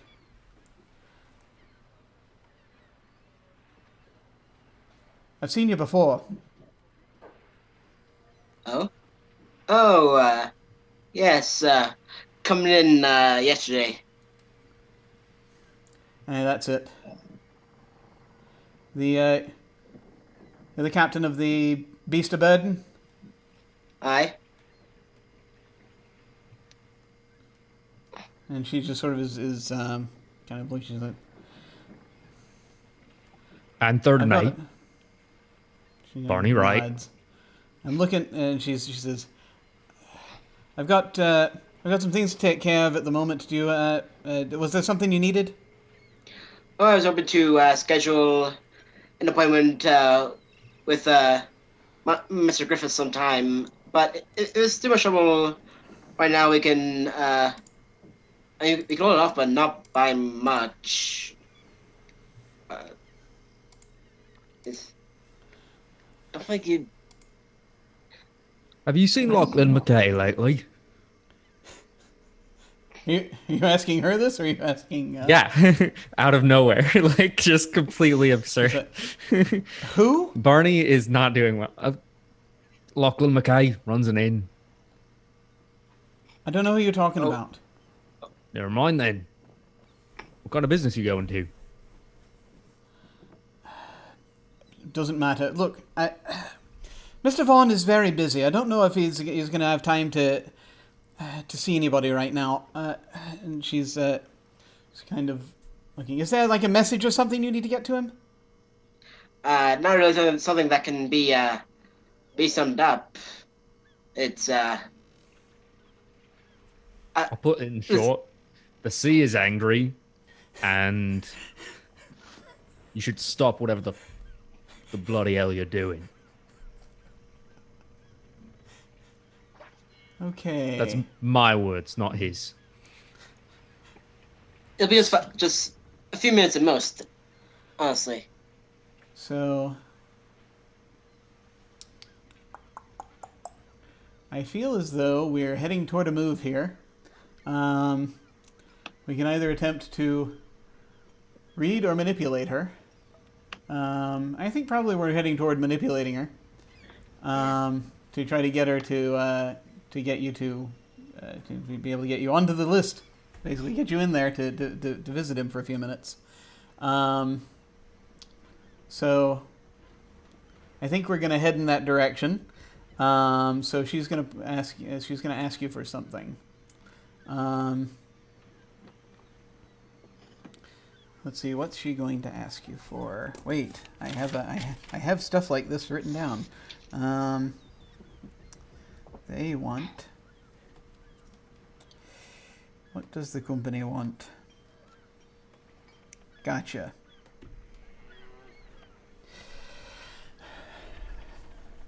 She's she looks up.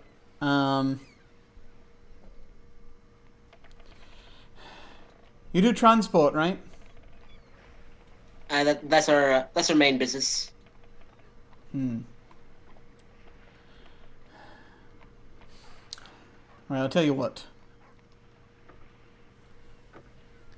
We got some supplies we got to offload to the other island. If you heading back there today? We can. Should only have a few hours left at the absolute most here, so definitely make it back. Well, if we can arrange for well, if we can arrange to do a shipment, there's that'd probably save us a bit of time. Then probably appreciate that. If we can, if we can work that out, then I'll see if I can get you in. Okay. But, yeah. So whatever forms need to be done. Actually, well, let's see that. All right. So go ahead and roll plus beauty. Okie dokie.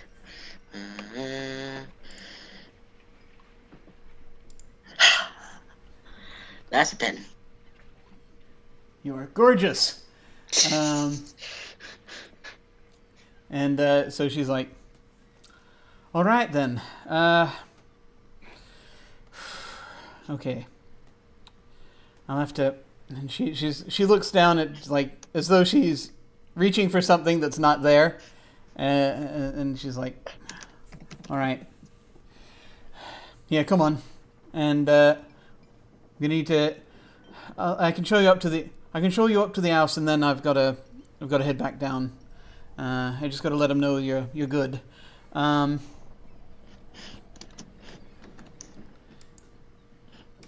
So she's going to head out and start heading up the path, up the hill. Are you going with her? Yep. Quickly before following her, is there like a journal or anything on like a desk here or something? A ledger in here? Oh, there Yeah, probably is is. There is doubtlessly. Yeah, there are some ledgers here. There's like stacks of them behind the front desk. I mean, that's useless. Stacks of ledgers means nothing. I need one very specific, very suspicious looking thing. Oh, one very specific, suspicious looking. Well, yeah. Single one The that's most out of the way. suspicious looking of the ledgers. There's one that's like just sitting on this podium, staring at me menacingly. That it looks like the older gentleman was writing in, but he is.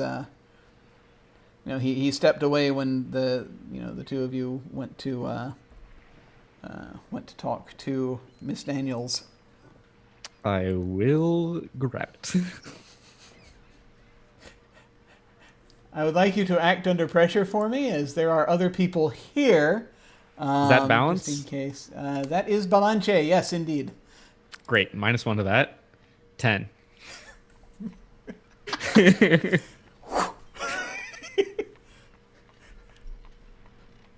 Now, there's a downside to this, which is that Barney cannot read.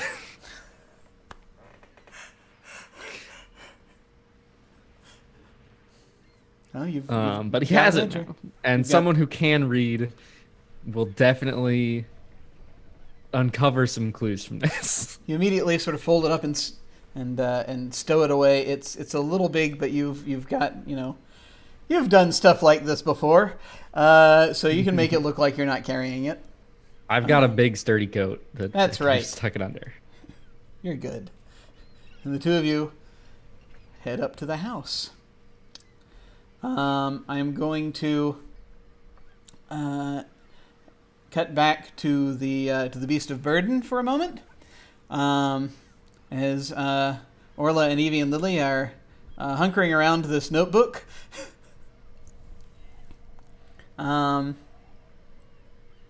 This is, I assume you're doing this in the kitchen. So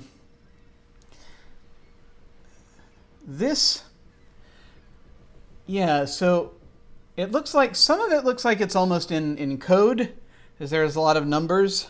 But let me just check something here. Okay, good. But as you're sort of looking through, Evie's able to kind of decipher a good portion of it, because it's a lot of it has to do, it's a type of accounting, basically. And it's allocation of resources. And it has information about fish breeding. Basically, not like textbook information, but more, again, numbers. As you realize, it looks as though for the last few years, they have been fish farming. They've been breeding fish in the nets there. A good portion of the rest of the notebook has to do with, it's like the allocation of resources from the mining company to a number of other projects.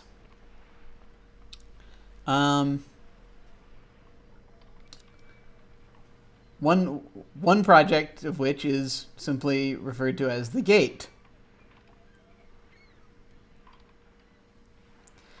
And there is a page of projected revenue from the Gate.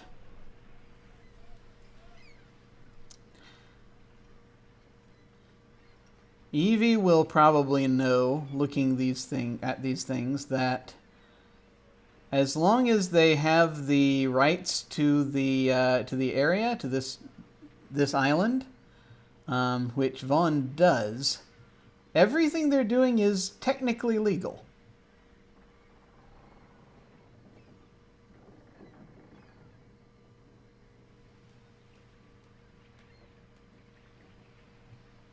Does it refer to in any way what exactly they're using the gate for? Is that for like paying tolls? Is it to keep the damn fish in? Is it what? Looks like it's going to be a toll gate when it's done. And they're so not planning to share that with the other island. No, they're gonna try and take their money. But this explains how they still have fish. It doesn't explain why the other island doesn't, though. Well, if they are keeping, if they realize the fish were leaving, and now they've been breeding fish, they are the only ones who are having fish.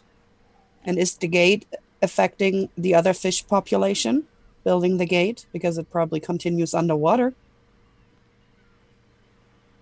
Do you think the ghosts would know? What ghosts? Oh, there's a bunch of ghosts. There's a ship under there. I think it's the Pump-Festoon, something like that. They seemed pretty lively.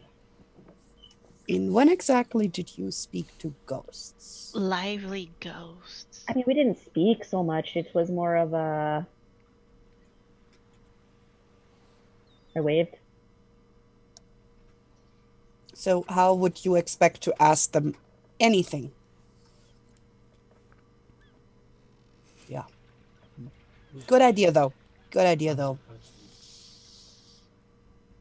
Maybe they speak. I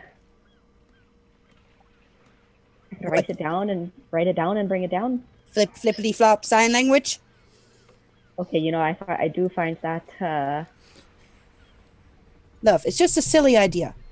Well, like, have they communicated with you before? I mean, one chap waved a lot and looked real panicked, like he could see me, which isn't normal of the ghost ships I've seen, if I've seen them. Yeah, and he wouldn't be afraid of you. Seals are friendly to sailors.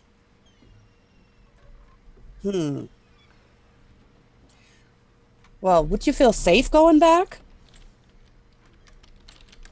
I mean, I don't have much reason not to. We are, like you said, seals are pretty well respected as long as we're not stealing a catch.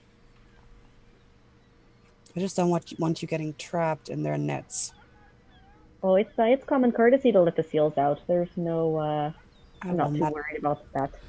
I do not trust these people, and we probably, juiced up the anger of that lady. Just be careful, girl. Just be careful. There's nothing in the notebook about breeding seals, so I think she'll be okay.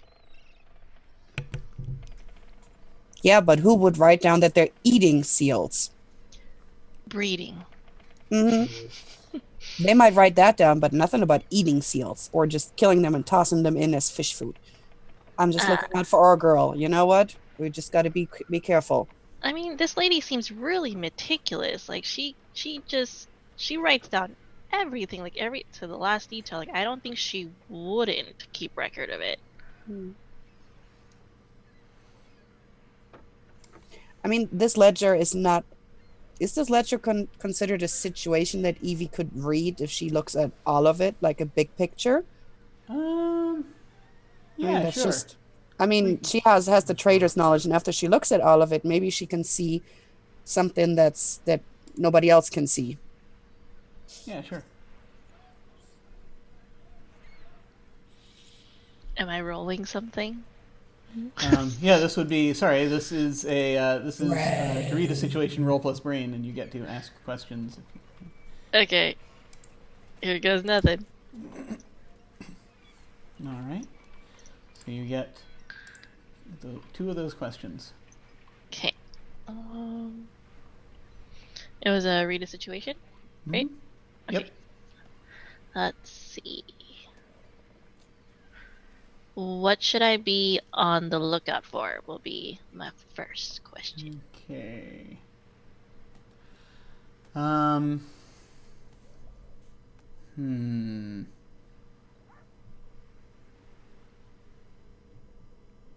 Well. Yeah. Yes, deals with the deals with Deals with seals. Deals with seals. Deals with Morgan Isle. Really seals the deal. Because there are some of this they would have to have had some sort of consent, some kind with something going on with the governor of Morgan Isle. Also, you know that you think the traders over there may have something happening with the traders over here. So there is some kind of connection there. And it looks like there's some things that she refers to where she's referring to an actual ledger. These are her notes, right? Her business notes. There is a ledger, apparently, that,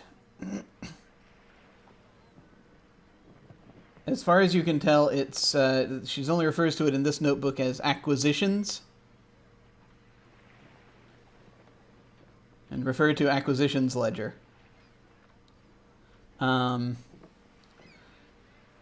But as best you can piece together from the things that are close to it, it's got something to do with acquisitions over on Morgan Isle.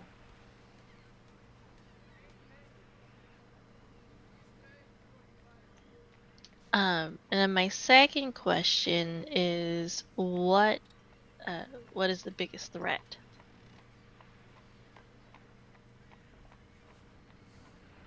There are so many. In the immediate sense, it's her name's in this book, by the way, Gwenna Daniels, the assistant to Griffith Vaughn. Griffith Vaughn? Yes, Griffith Vaughn.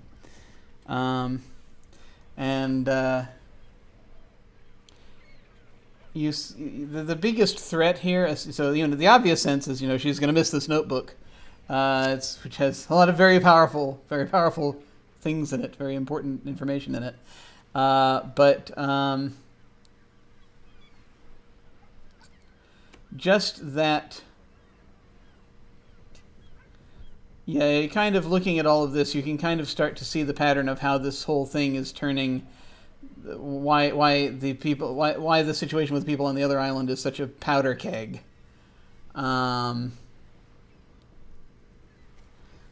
They here are exploiting everything they can to the extent of the law.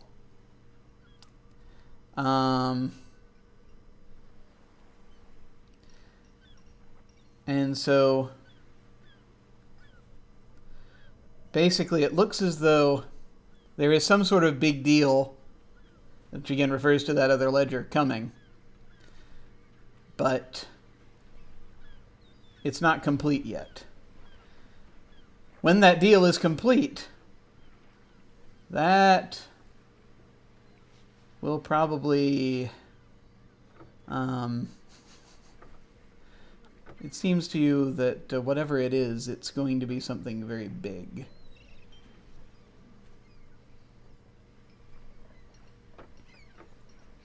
So Evie gives this information to Orla and Lily. And she says, so technically there's nothing the authorities can do in this situation. Seems like something that people would have to kind of take care of themselves. But, can't just destroy things. That doesn't seem to be... That they'll just start and do it again. We would have to find the source. And So I think we need to find another book. Be great. I don't think we can flirt this one, though. She knows our faces.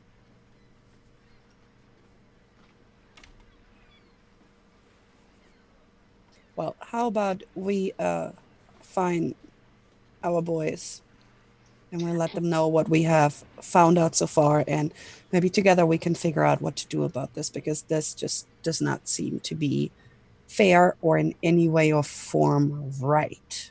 But it's still legal. Legal, don't care. Yeah. I'm not It's a big not fan of it's that not either. right. It's not right. Even if you stay on the side of the law, it is not right to take somebody else's livelihood I for mean, profit. I'm sure that things might go better if these people just mysteriously disappear for no reason. That can be arranged. It's just a thought. Just throwing that out there. Just a thought. It's not like me and Orla have done something like that before. It's just a thought. Pish posh. That was on a small scale. People I go don't think missing you all the guys time. can vanish a whole island without anybody noticing. Yeah, but it's not the whole island at fault. It's a particular group of people. I still think vanishing them all should be a last resort. That will get attention. But it is a choice. It is an option. It is absolutely an option. Absolutely an option. We got I just wanted to know. Good cleavers, lots of seals that are hungry. But let's find our guys first, and let's discuss this before we make any permanent decisions here. This will affect the livelihood of the boat, too. Can't do this without the captain. I'm just saying, it's typically if you find the one or two, it might be sometimes with an infection, you just got to lop off the part. Yeah. And you don't got to kill the whole body. hear that, but not without the captain saying so. As much as him and the silly goose don't really know what they're doing, in this case, not without his say so. This is still his boat and we're still his crew. I We just have a think these goose. people are super bad for business. So, like, usually in a business, when something's bad, you just kind of let it Take care of go. business. What Yeah, if this you know? information? What if this information simply went public? It's still legal, so it's not really like anyone can do anything. But like I might just try and Lily kill each said, other. like Lily said, it's legal, but it's not right. This is people's livelihood. Yeah. So it's the people whose livelihoods is under fire. Yeah, this is going to lead to violence. And we have to see, and I mean widespread violence. We don't really Evie. need them coming over here and burning this whole place down. Evie just kind of looks around. Yeah, it'd be crazy if people just suddenly got weapons and, you know, Yeah, took somebody going to matters burn into down the their own docks. hand. You Yeah, won't yeah. come How back and widespread- sell nothing. How widespread can it be? It's an island. The captain makes the end decision. And that is my last word. Okay, fine, but like, we don't even know where they went. Like she said, this is an island. He said he was going to see Vaughn. There can't be that many places to look. Oh, well, I'm glad one of us is paying attention as to where they went. Well, I listened. I don't really care, but I listened. Remember, I cook and I know things. Touche. All right, let's go find him. Right, you're heading off to go and find the captain and Barney. And the captain and Barney are now have ascended up the hill to this big house, As I'm walking up the hill, you can sort of, if they look back, they would see Barney just sort of muttering under his breath and like reaching under his coat to touch the book. Hopefully they don't look back. But I'm going to try the Sea Speaks again. As I am like sort of muttering to myself and listening, like trying to focus in on the sounds of the waves from behind me and the seagulls above. Because I can't read it, yeah. but the sea could tell me about it, maybe. He could tell you about it. Go ahead and. That's a make 12. it. Oh my god. Excellent. What words have been said near this recently? Well. So you hear sort of in the gull's cries.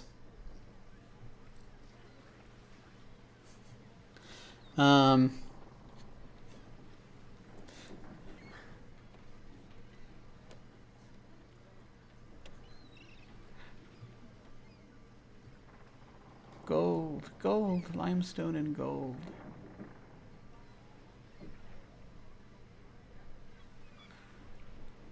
Limestone and gold.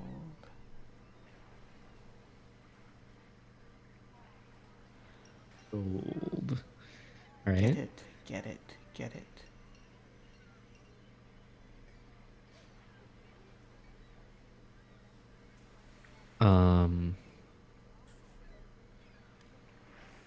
What strong emotions have been near this recently? Let's see. Excitement, greed, and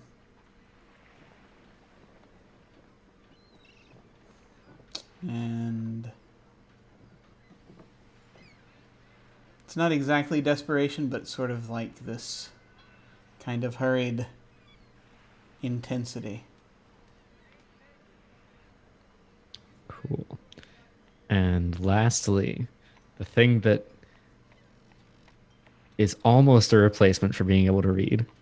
what has been done with this or to this recently, Aha. other than me stealing it? Other than you stealing it. This has been, it's like, and again, this is kind of through the seagulls. You're sort of hearing this. It's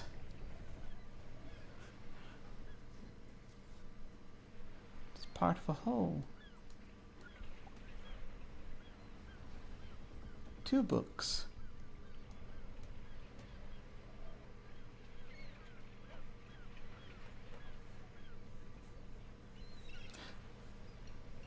Other. 2 All right. books. 2 books. This is where you get this idea of 2 books side by side. You kind of get this image of that. Gotta find another. Probably carries the other one on her. I'm just sort of muttering all this under my breath, and I realize that I've stopped in place for a second, and they're like now like 25 feet in front of me. Yeah. And I like, in a very like clumsy old man way, try to run to catch up with them, and by the time I do, I'm short of breath. So Elias Gwenna has basically just talked to this sort of big beefy guy who's come out of the house. He's wearing he's dressed basically like a butler, essentially. He's a manservant. He's not a butler so much. He's a gentleman's gentleman. I should specify. As he looks at the 2 of you, as he looks at you, and they're sort of listening. And right, very good. Yes. And he just sort of looks up, and Barney's like running up. Says,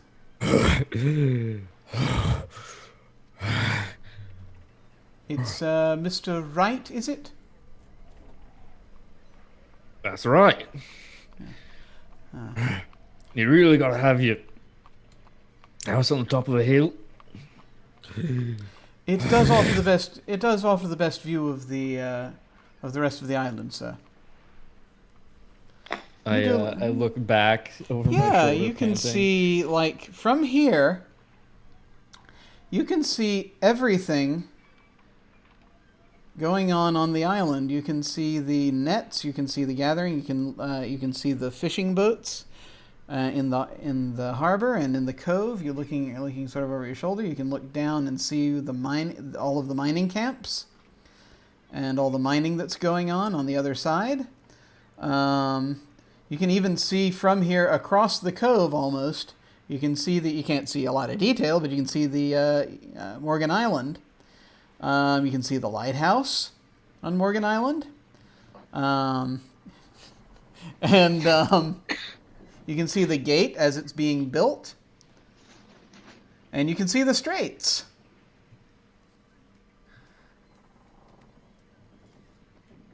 Sparkling in the sunlight. Bloody lovely that. I'll go on location, ain't it? Don't go dying on me, Bard. Not yet. Not yet. Yes, that would be most unfortunate, sir. At this point, Gwenna says, "Right, well, I've got to be off, but he'll take care of you." And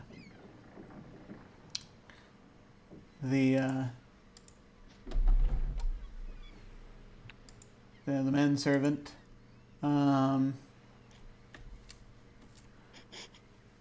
whose name is Elbert.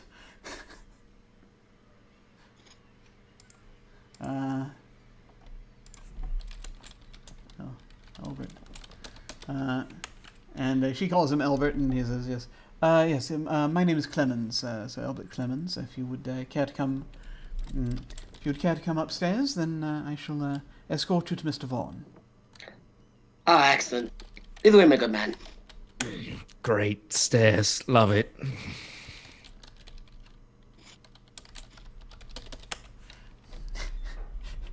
You go inside. May I take your coats, sir? Sirs. prefer to I'll be keep fine, mine on. thank you. Won't be here long.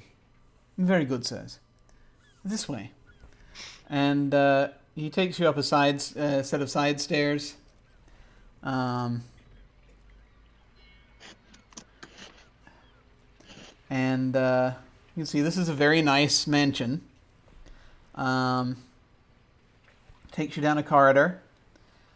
And where you hear just sort of the sound of sort of tinny music coming from a Victrola.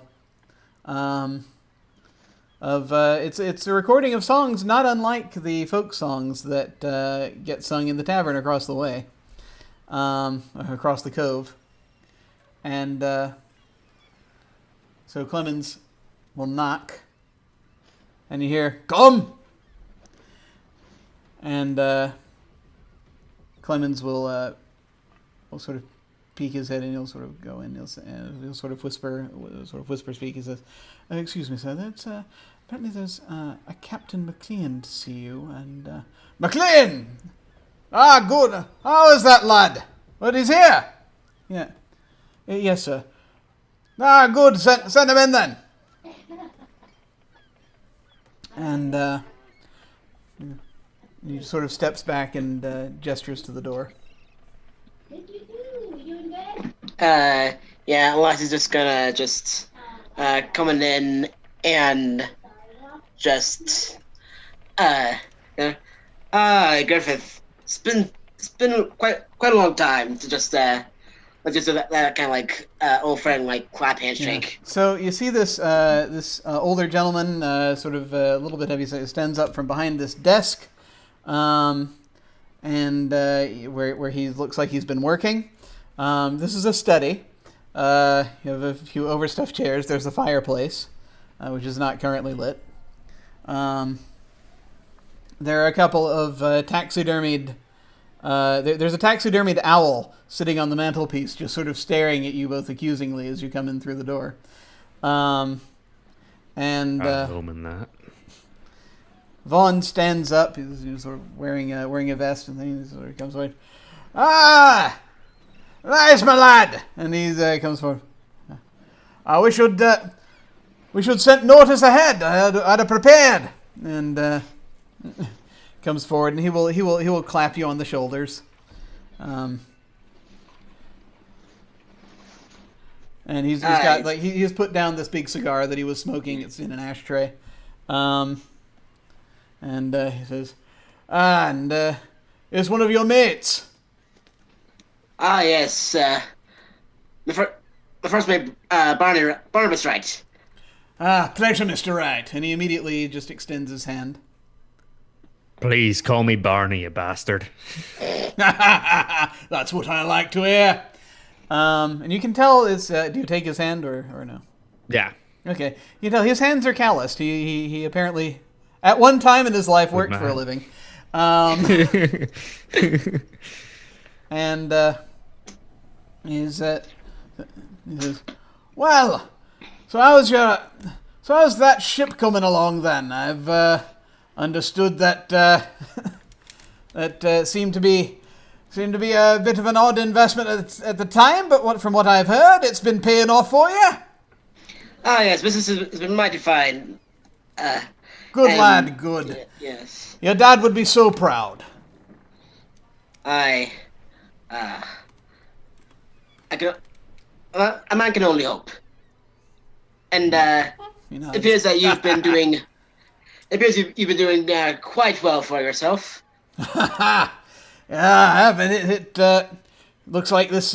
My instincts are always right about these places. They've always I can smell it. When they got the precious minerals about. Gold and limestone, right?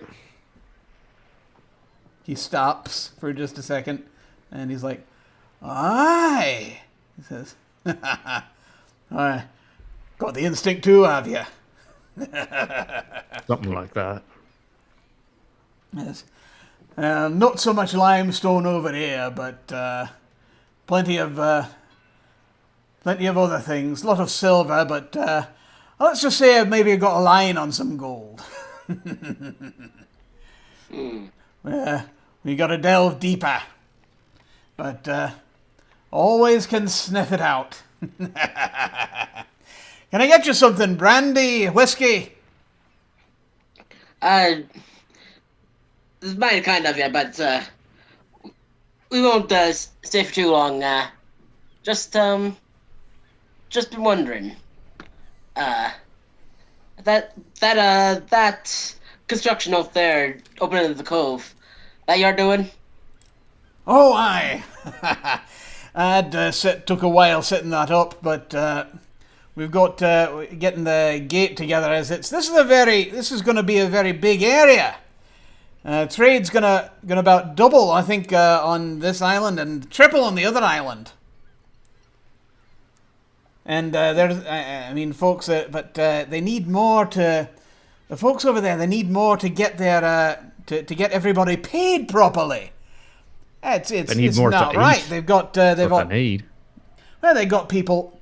They've still got people trying to make a living from the gutter over there. It's not doing them any good. And plus, over here, we do what we can to take care of everybody. But we we found it, so it had to worked it out with the governor over there and all that. But they're gonna come in. It's gonna start starting in January. There's gonna be tolls they're gonna start taking. And they get the majority of the cut over there on Other Island. Yeah, over on Morgan Isle.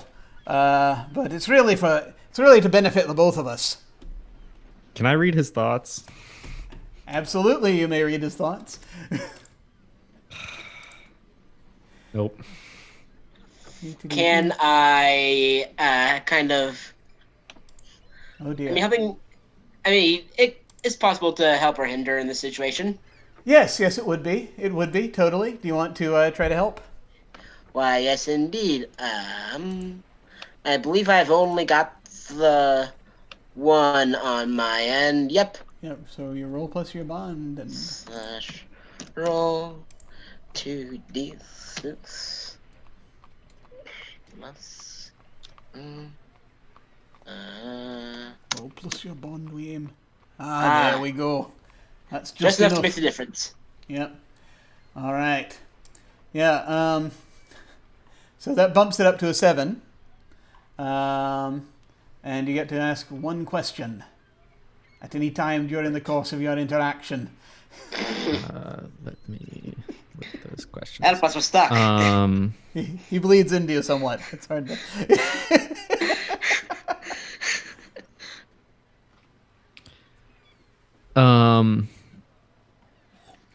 Is this character telling the truth? Yes. This man wears his heart on his sleeve. I thought so.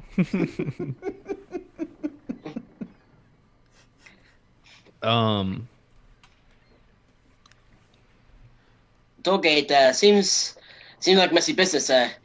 You sure it's worth all the trouble? When people have to pay just to get in, well, that might. They squabble. I've done some similar things set up. You may remember for some toll roads back home, and it's people squabble a bit at first, but they get used to it. Besides, if they got another way in and out, but in and out, But they've got to do something to make up for the deficit here these folks have been suffering. I've never quite seen anything like it. All up there on that the other aisle. Fish just stopped coming in. Oh, aye, that was the strangest thing. I'm not sure how that's. I guess sometimes just I'm not knowledgeable about as much about in fishing. We got into it recently, but so I'm learning. But It's something has to be is something very strange. It's that it seems like there were fish here when I came, but Yeah, it no, they seems just, like you've got yourself a nice little farming operation over on this island. yeah. See, that's got some friends out in Germany who've been doing this aquaculture. I don't know. It's fascinating fascinating science that they've done. Had an expert brought in. And Brought in whose to help idea us out was with it? Whose idea was it to try this? Well, that I'd like to take credit for it, but this was actually my right hand Gwenna. She actually is. She's got a good head on her shoulders, and Your right hand Gwenna. yeah, she suggested it, and I looked into it, and it seemed perfect. I looked into it. It seemed perfect for what we we're trying to deal with. We all the fish leaving. So I mean, with all the fish seem to be leaving the area for whatever reason. So, but if they're born here, they want to stay. Eventually, we're hoping to repopulate the whole cove. I mean, seems like this operation's been going for a while now. Doesn't seem like they've been missing fish for that long.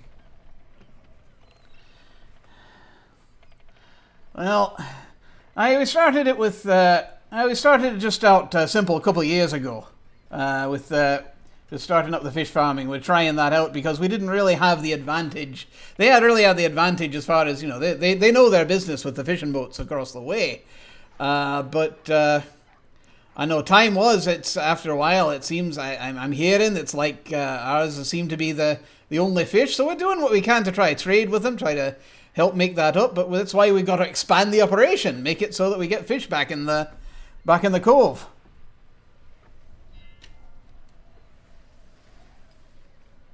You're a good man. Can see that. How'd you find this Gwenna lass? Well, she was she was administrator at for the mines. Helped out a great deal. We had a collapse a few years back. Her husband died. Took her on. She ended up being able to do his job better than he could.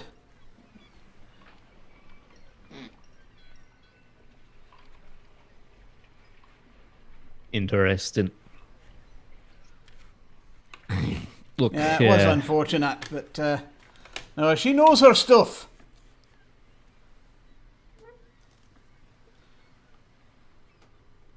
Mr. Vaughn, I'll be honest with you. You've seen what's happening to the sea. You seem like a man who's done an honest day's work. You know these people. You've seen what's been happening. Ain't natural. Well, I'd be damned if I can figure it out. Sometimes, from what I understand, sometimes it's just that fish abandon an area. I don't know why. I don't know what the rhyme or reason is. Fish don't just abandon an area, sir. As long as there's food to eat, as long as there's smaller fish, ain't nothing that would scare them away. And it seems like your company stands to profit a good bit from this. From this misfortunate occurrence. He knocks on the desk, sort of as if knocking on wood. Yeah. Well, one can hope. It looks like it's going to do well if we can get a hold on it. I've hired I'd hired an ichthyologist and such. These haven't really told me much of value here. They can't make head or tail of it. So we're trying to repopulate. It's about the only thing I can think of to do. I think expanding your efforts over to the folks over in Morgan Isle, they definitely. You may be all good with the governor, but it definitely helped your public relations with boots on the ground. Well, what are you suggesting here? It's simple. When you may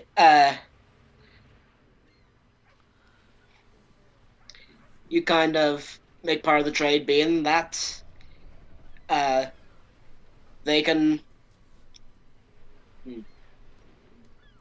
bring their men over here as part of your end of the bargain with them. Hire them out as fishermen. You mean? Aye. Essentially, share the resources, split the resources more evenly with them.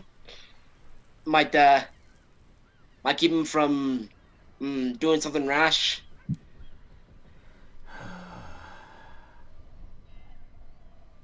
Ain't no resource sharing's gonna help things out here. I don't think it's Need gonna the fish calm to come down. back. Honestly,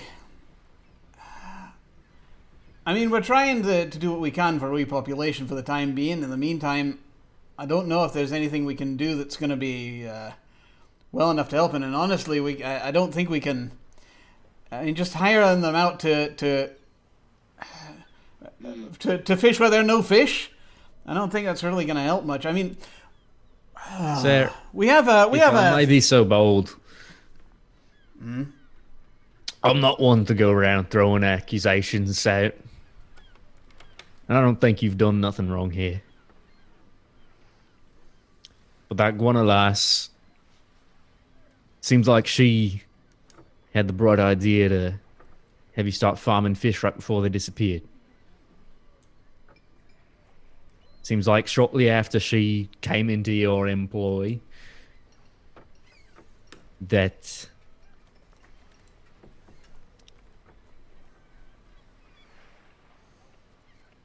there was a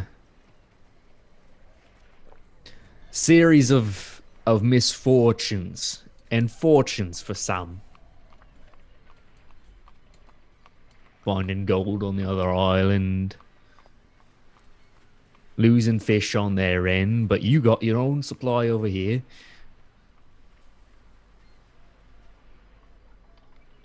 Mr. Vaughn, how much do you trust this Gwenna? I'm not going to mince words. The sea's not happy. She single-handedly saved the business a few years back after that collapse. Where was she when the mine collapsed? She was at home, I believe. Not important.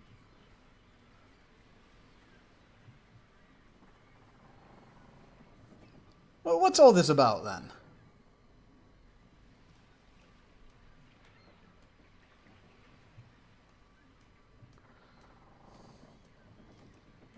I've been sailing these seas,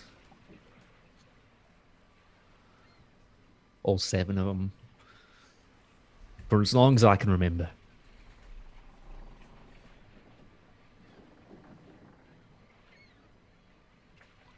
She's a fickle being. You don't like it when people mess with her. The natural order of things.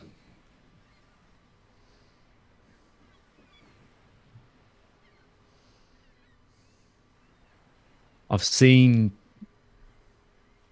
men turn against each other as they heard rumor of gold and riches across the Isles. I've seen the seas turn. I've seen storms rise up as foolish men think they can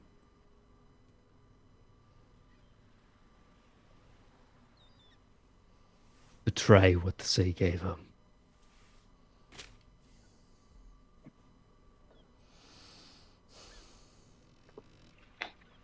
I've seen so much more than that.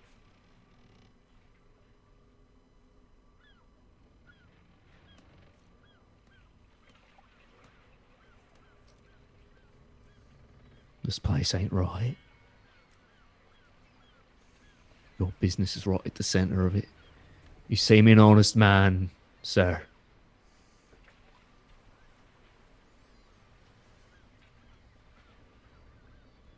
Just ain't honest work.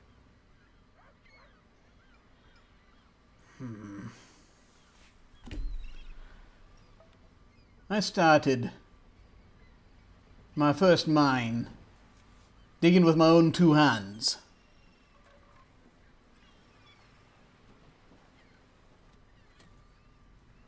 If nothing else, it's honest work. Should be. Now we've got things in place. I'm trying to do what I can to help them out over there. I can't, we've got surveyors out if they've got if we're able to find things of that's good there. I'm offering to even buy up some of their land. I'm going to give them fair offer. That's why I'm sending surveyors over for that. But this place is if this place is changing and there's now that I can really find that we can do about it, we got to adapt. I ain't faulting you for what you're doing. Every move from your perspective is a smart businessman. Makes sense. It's the right thing to do. You're helping them out, buying the land. They can't afford to feed themselves. Of course, they would be able to feed themselves had fish stuck around.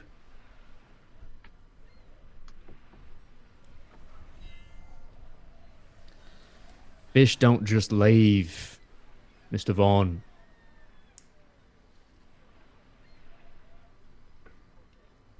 Someone's got to get rid of them. All right. Well, if you can figure out how to bring them back, let me know. He just sort of looks over at Elias.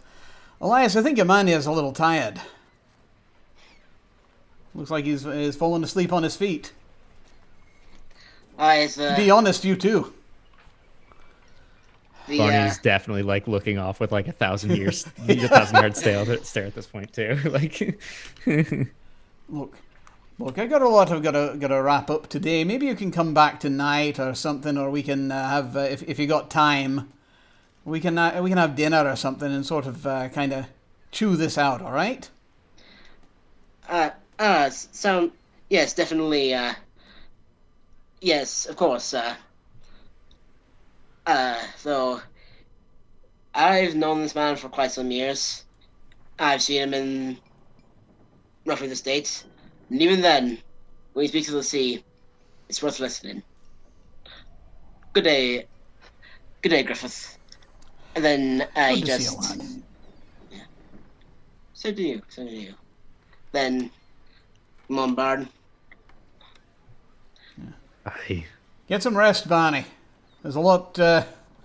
Seems to me there's a lot for us both to think about. I'll rest when I'm dead. Man after my own heart. And he just sort of gestures after you head out. The Clements will appear next to you and then close the door behind you as you're going out. This way, gentlemen. We'll escort you out of the house. Unless you do thank something you. else. All right. Good day, Mr. Clements. What's I that? think once we head down a ways, unless interrupted, Eli's just gonna say, "What was that about? You don't make those kind of accusations out of nothing." So there is going to be one tiny thing that might happen here. And as you are heading down the hill, probably, I'm guessing, this is about what it's going to look like. So Evie, Orla, and Lily will have figured out where it is that it's the big house on top of the hill. And you come up, you will see Elias and Barney descending that hill in your direction. Well, I am middle-aged and chunky. I see them coming. Let's wait for them. So Orla, when you go to flirt with someone, what you do is that you make eye contact. Sometimes a little tilt of the head, you know, and then just smile, and then usually that's okay. Like, you know, maybe just a little less of the smile. Am I not tilting my head enough? Just a little bit. No, the other way. Like, you know, you're good. You're good. Just smile at people. You're great. Yeah. No, like, Evie turns to Lily. Okay, I think I'm just gonna have to be the one to flirt with people. Am I doing it right? Just stop teaching her. You're making it worse. She wants to learn. No, Orla, your hair's so pretty. You're perfect. Perfect.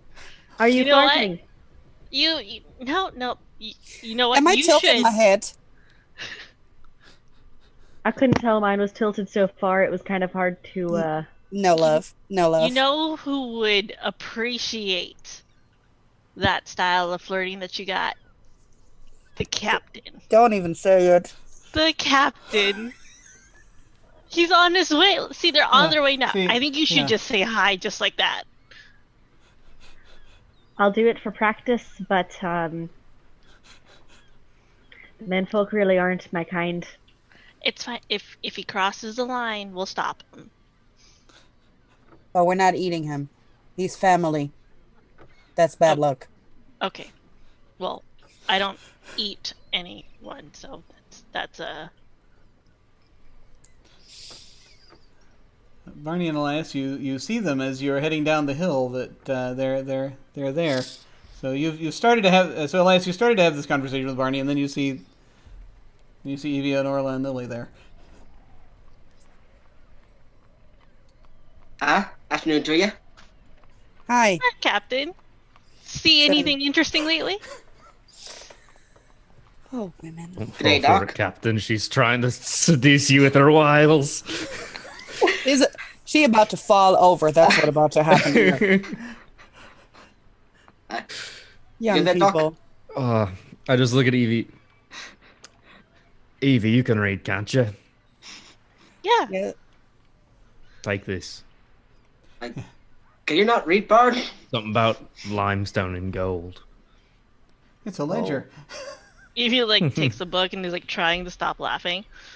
And I'm just like, we got a book too? We actually came to share information with you, but I guess. What you got, Evie?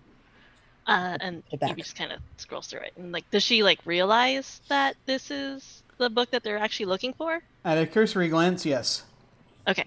Yeah. So she's starting to, turn the pages. Oh, well, this is the best present that you could ever give us because we were looking for this very book.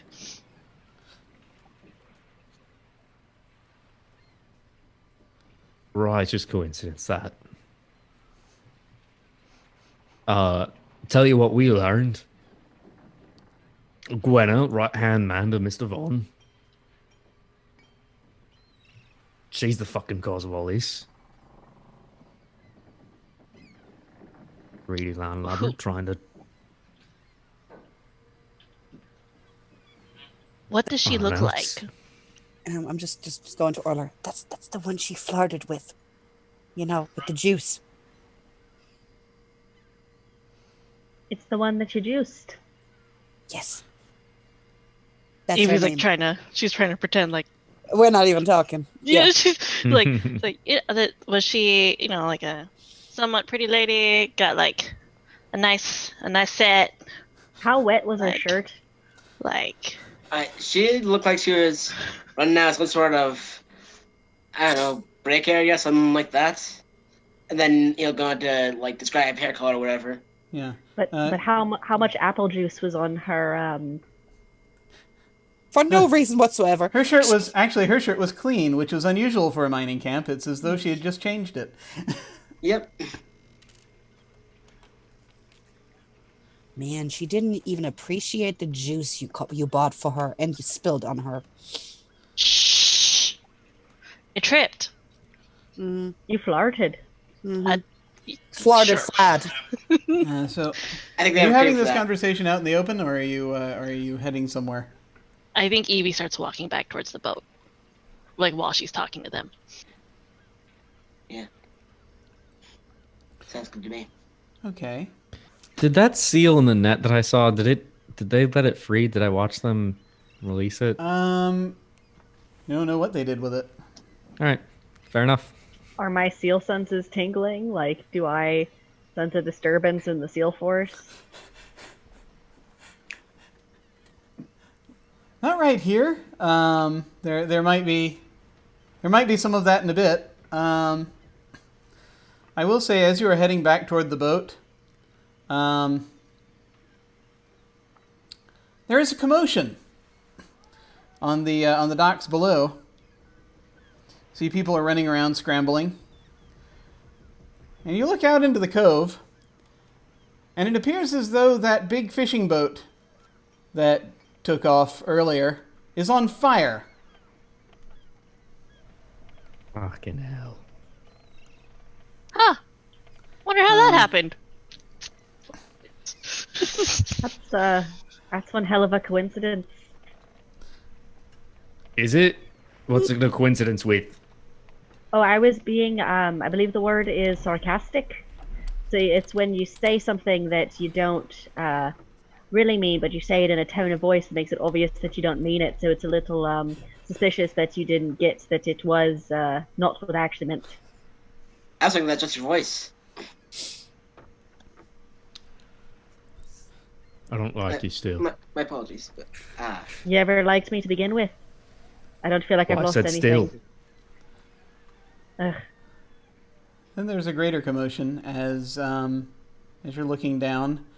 You see sort of across, and it's funny because then it looks as though okay. So in brief, this island has a few different parts to it, right? Sort of you have the outside, the side that faces outside of the cove, and the part that faces inside.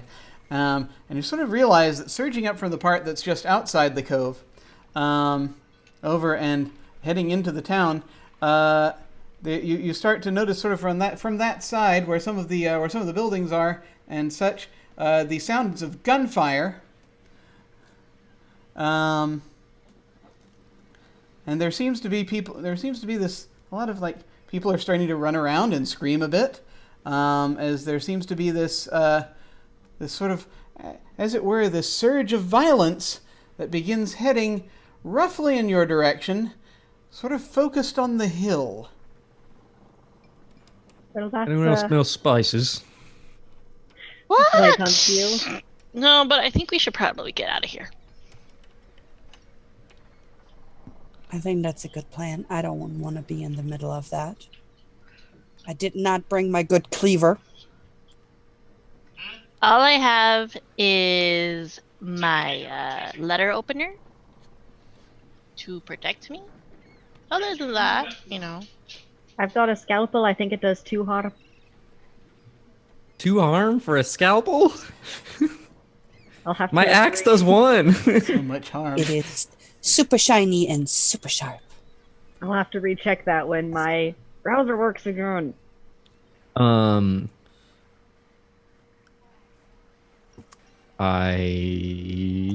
what's everyone doing? Are you going back to the boat? I do have a butcher cleaver, but it's not my good cleaver, so it only does 1 harm. Evie's trying to speed up going back to the boat while she's reading. Trying to go back and meet up with our sailors because Okay. there's strength in numbers. She knows what those people have, so she's just trying to get away. You're dashing down to the boat.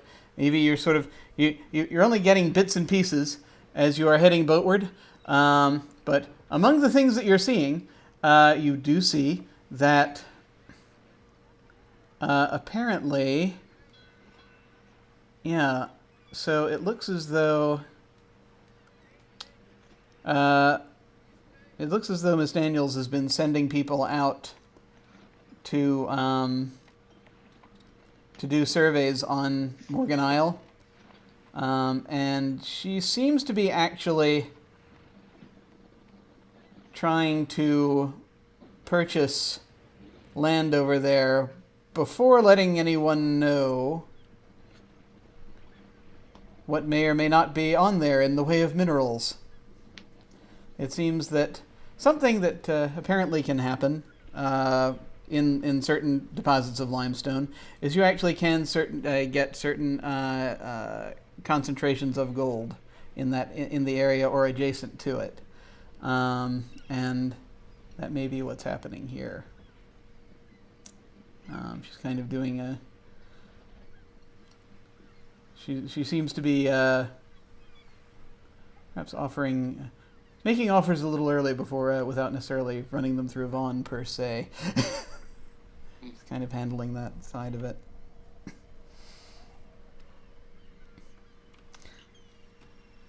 As you're all dashing down to the boat, you can see up the hill there is a pitched battle going on. That hasn't actually hit the hill itself, but you see miners have come out with guns, and so there is there's a bit of a bloodbath behind you. I would like to stop before we get fully away from the bloodbath. Yeah, miners versus fishermen. A lot of shooting is going on. Yeah, I think Elias is like the last start running, and he just like looks towards it. They follows the rest. I want to try and like intercept the fishermen who are coming forward with guns. This could go very badly. And I just want to yell out, "You're going after the wrong man. Gwenna Daniels is the one you want. She's the one who set up these fish farms well before the fish ever started disappearing. She's been planning for this. She knew you were going to start to starve. She's the reason that the sea has abandoned you." And I would like to use spiritual fire. Ooh. All So right. when you use your faith to inspire others, roll plus beauty. And that was a 10. Oh.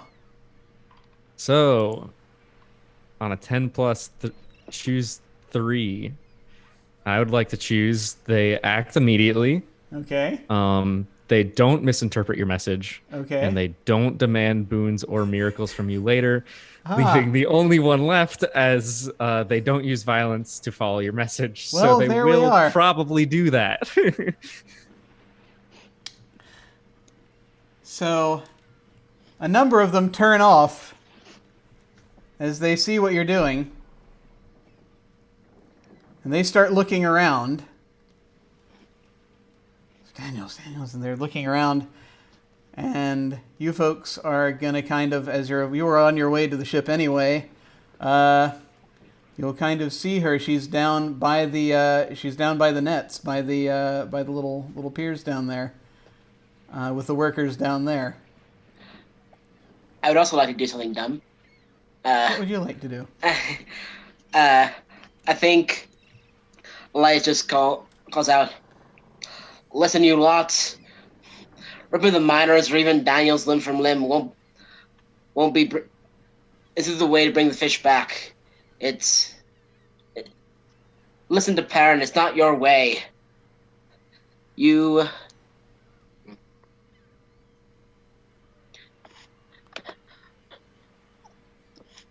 Lock the woman up after all you need to, but we don't need blood. My father taught me to resolve all this peacefully, to give to the land. Now, you don't give the land blood, you'll only get blood back. And just double checking that I got everything. Yep. If you act the way your kin is known for. State the name of your kin and roll the associated stat, which I chose as brawn. Then I either have the knowledge, have the clouts, and on a 7 to 9, I choose from another list. And on a miss, you repeat the mistakes of your forebearers. Oh, So, may I roll brawn? yes, please. Okay. Not a miss. So, I think I have the cloud of my kin. So you can choose one of these three things I on a think- 7 to 9.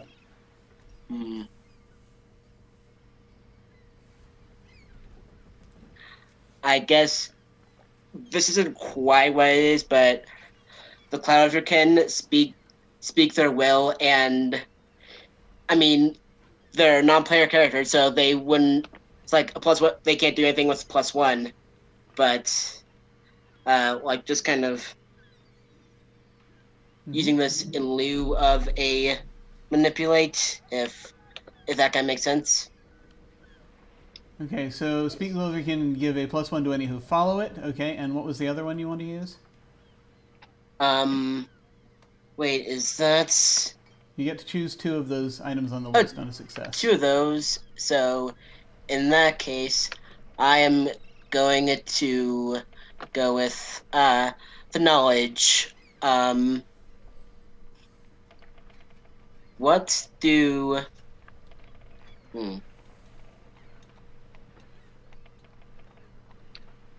What does my kin know about, I guess, quelling riots, something like that?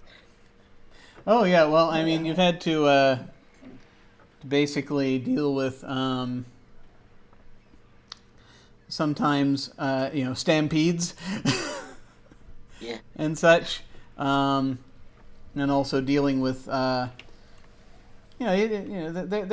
had the occasional riot as to deal with as far as the farm goes. So the idea is to basically, it's kind of like leading a herd, really.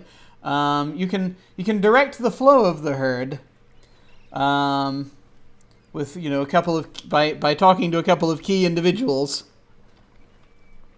and keeping their attention going in the direction you want them to go, and makes it a little easier to control everybody else. You also get to choose one on a 7 to 9. I make my kin an enemy, whoever that winds up being. Okay. All right. Well, that'll be interesting. So yes. It's finale. Well, now you already claimed as kin the members of that cult on the other island, so I feel as though calming these people down may anger them, and if nothing else, if some of them are amongst the fishermen. Probably. So here's kind of how this is going to, I think, play out. They're not going to. Some of them are running down. They're not going to necessarily. They're using violence to cut their way to Gwenna. You see them coming down, shooting, and these miners that are down here by the shore are not ready for it. As they come down. But they do surround Gwenna. And they grab her. And you hear them crying out, "Let the sea judge her." Aye, let the sea judge her. Is she a witch? Give her to the sea. I know you said that about not wanting bloodshed, Captain, but maybe the sea does? Evie kind of hands the book to Levi and he's just like, everything in that book is pointing to her destroying these people's lives. Now, to her credit, she is actually she is doing her best to fight them off, but she after a little bit, there's too many, and and they at this point are grabbing her. They're going to carry, and if no one does anything, they're going to carry her over to a boat that's by the docks. Orla waves. Yeah. I don't know. Is Barney speaking to the sea again, or is he sure that that's what the sea wants? I'm guessing Lily will turn around, look at Barney, and said, "Is this what the sea wants? Are we sure that we're not doing the wrong thing? Just being sure." I think Barney has been very much caught up in the moment and has been egging them on, but with you asking that question, he like snaps back to reality for a second, and is going to attempt to sense what's beyond. Okay. First thing, I just want to before we do this, you are back to where the boat is approximately, so you can access the sea directly if you so desire. Right. There is, by the way, some commotion up by the house, and you do see that way up on the hill, you do see the big figure of what looks like the figure of Vaughn and some other folks, some other roughs coming out of his house, and they've got guns. But as this is happening, Just man, do it quickly so we can get out of here. What do you want? What would you like to do? Sorry, go ahead. I just want to turn to the sea, and I'm just gonna shout out to the expanse, saying, "I found her, the one responsible for all this. Is this what you want? Take her back, and let these people free." So, you must make your roll. 7. You got a 7. I receive fragments and mysteries. Fragments and mysteries.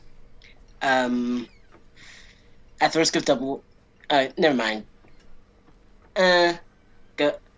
I was also gonna make an attempt, but go ahead. Is there a way that I could assist that roll? Yeah. You want to commune with the sea a bit?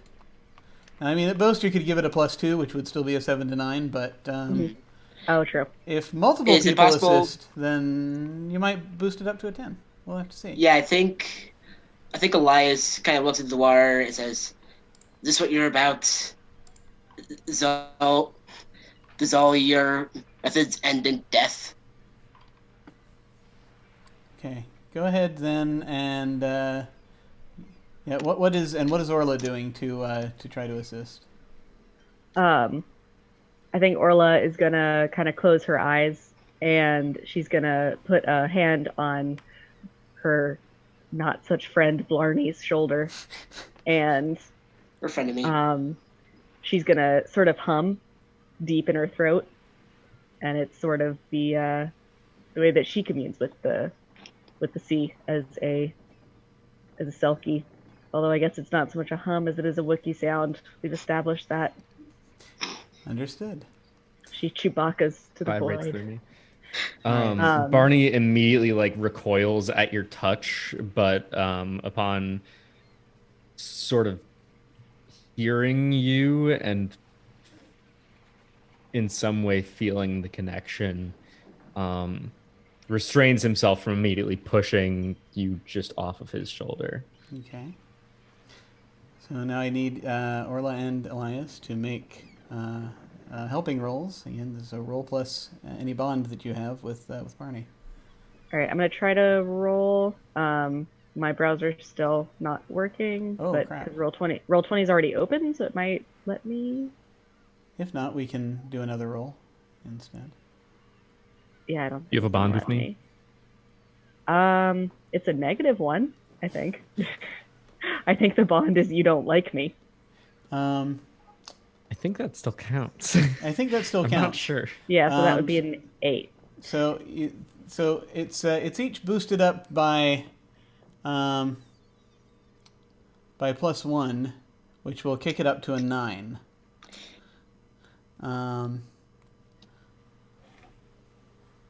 So, Can we still help? yeah, sure. What would you like to do? I would like to put my hand on his other shoulder and say, "You got this. You got this, Barney." All right. Go ahead and make a helping roll. Roll plus bond. Feel the confidence of someone grounding me as I am slowly losing my mind to the sea. Or very rapidly losing my mind to the sea. It's been like a day. It has.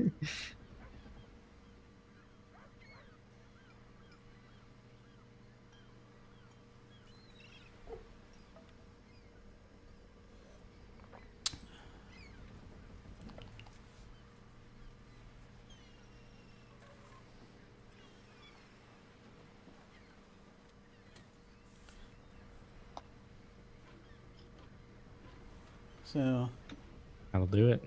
Wait, no, that's not. I still no, haven't seen it. yeah. You can, if you Just want, just sort of hover over the D20 over there, and it'll give you. It should give you a little context menu. You can go down to the D6 and over to the 2 and click on that, and it'll give you. There you go. Well, that's a D20. Nope, it's just a D20. There it is. 10. Excellent. Aha. Okay, that'll kick it up Nice there. one. So. You I receive just wanted to visions and comment truths. that Evie's just kind of like, what is everyone doing? What is happening? Oh God! Yeah. Cheering me on as I shout to the beyond. Yes, just Yeah. like trust. It was like she's not supportive. Like she's super supportive about this, but she's gonna direct traffic. That's what she's gonna do. She's gonna be like, all right, everyone, just just mind your own business. As we all hold hands and ask to see if it wants blood. Large Alas, for the awful sea. And upon saying the thing, a wave comes up. And, Barney, everything seems to slow down.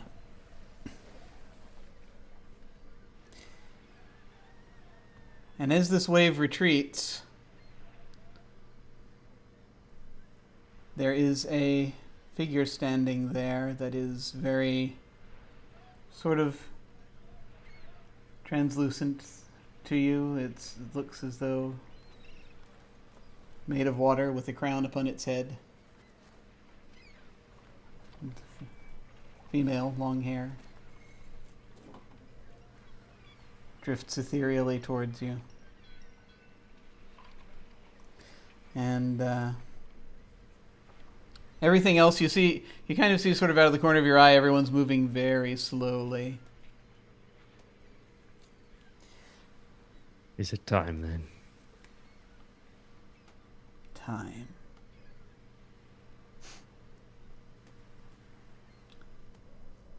Do you promise? You. You think I'm here to kill you?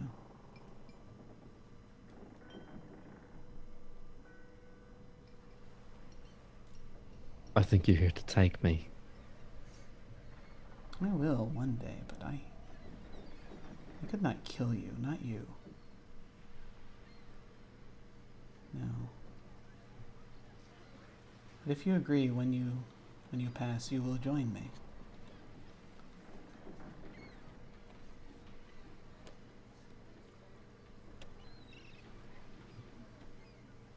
This, and she sort of looks over, and you see them. She's glancing over, and you see it's them very slowly in slow motion, pushing Gwenna into this boat. You're like, that one is the source.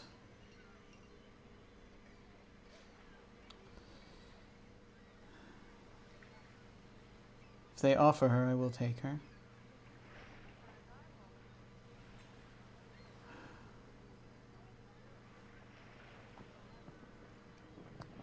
Or if she were to leave.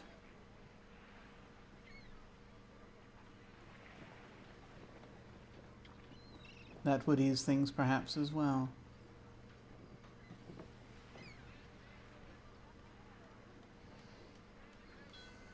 But either way, she need no longer be here. If they leave that up to me, I will see to it.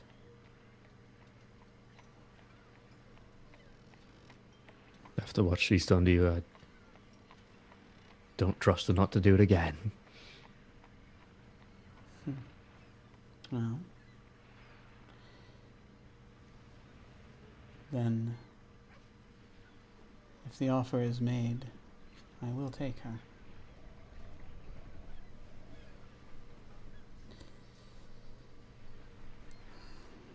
When Now, when will I get to see her again?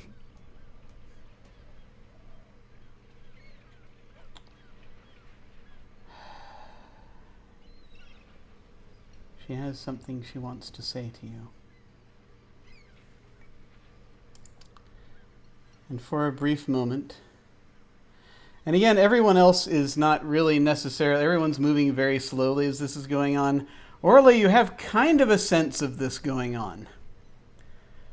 Everyone else is a little bit still sort of moving in slow motion. But for a moment, this image appears. And you hear it speak. You know, when the old sailors talk about finding peace in death, a place to finally rest, they sure didn't know you, did they, Papa? What are you doing? 20 years. 20 years. You've been living this way, searching for some closure, for answers. There are no answers. I'm gone. It's as simple as that. What you're trying to do now is ridiculous. We trust the sea. We trust it to guide us and carry us where we need to go. But you know as well as I that the sea is cruel and mysterious, and the ways she works are never what you expect. I trusted the sea, Papa, but above all else I trusted my crew. Because the real folks around you are the ones you should confide in. When it came time to make a choice, the crew or my life, it wasn't a choice at all. I knew that if I went down saving another, then I had lived the life you raised me to. I know you miss me. I know that your heart aches. Why can't you be proud of what I did? Let me rest a savior, not a martyr. Papa, let me rest so you can rest. Keep my rabbit's foot close to you. Remember me when you need to, but you have to let me go. And with that, vision of her vanishes.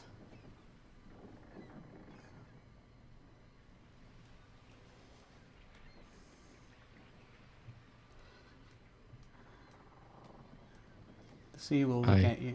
Sorry, go ahead.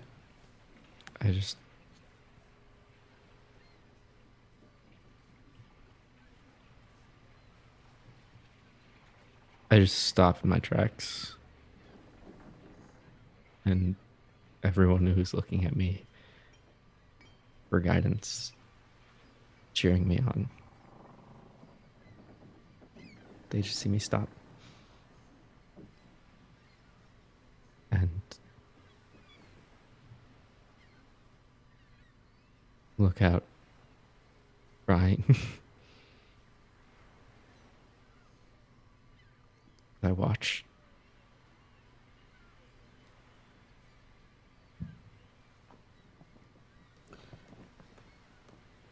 The sea will look down at you. She'll actually come down a little bit to be at eye level with you. I am, despite everything, helping take care of your daughter. I ask one thing in return. She glances up and looks in Orla's direction, then back at you. Help me to take care of mine.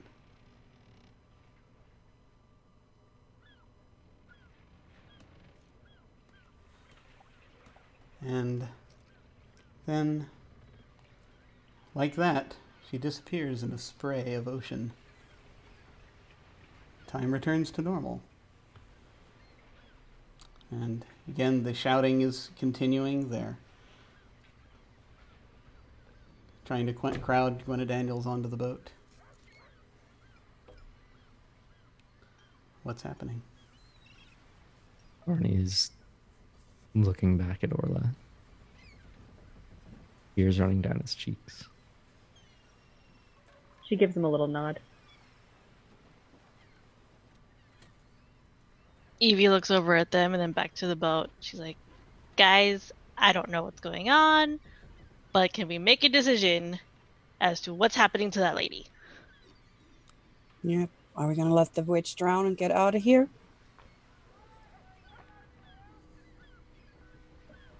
Why is this looking at Barney? The seal taker. So he nods. I couldn't Trust stop ya. those men anyways. And good riddance. And she kind of like starts bustling people towards the boat. All right, let's get out of here. We're leaving. We're leaving. Yeah, Elias follows. Gets his men into the action. Let's just have him go on. Yeah. They hop too. As you all get onto the boat.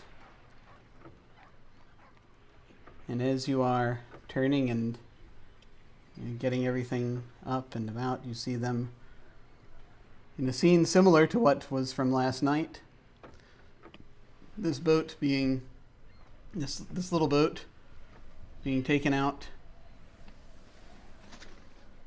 being piloted toward the straits. As the beast of burden pulls away from the dock, you can see in the distance that little boat go into the straits.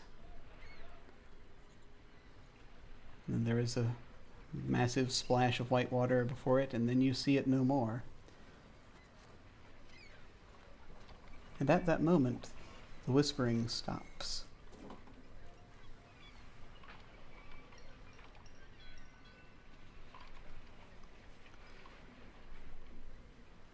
It's over.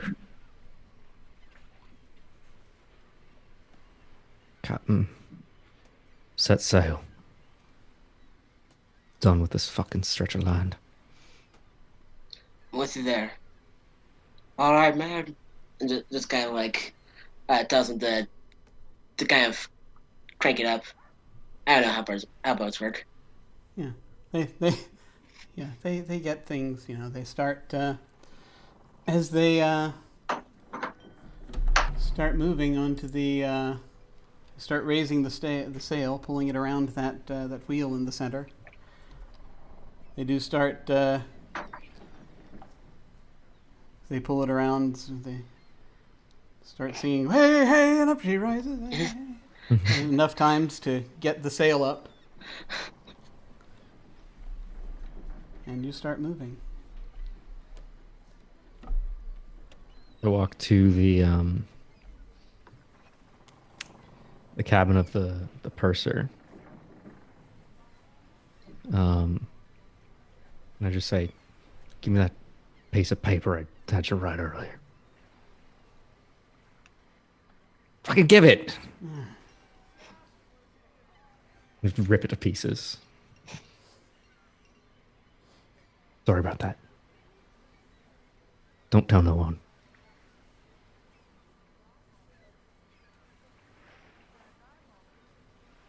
I walk back. Is there anything else anyone would like to resolve before we can? I think it's a bit of a mid-credit scene.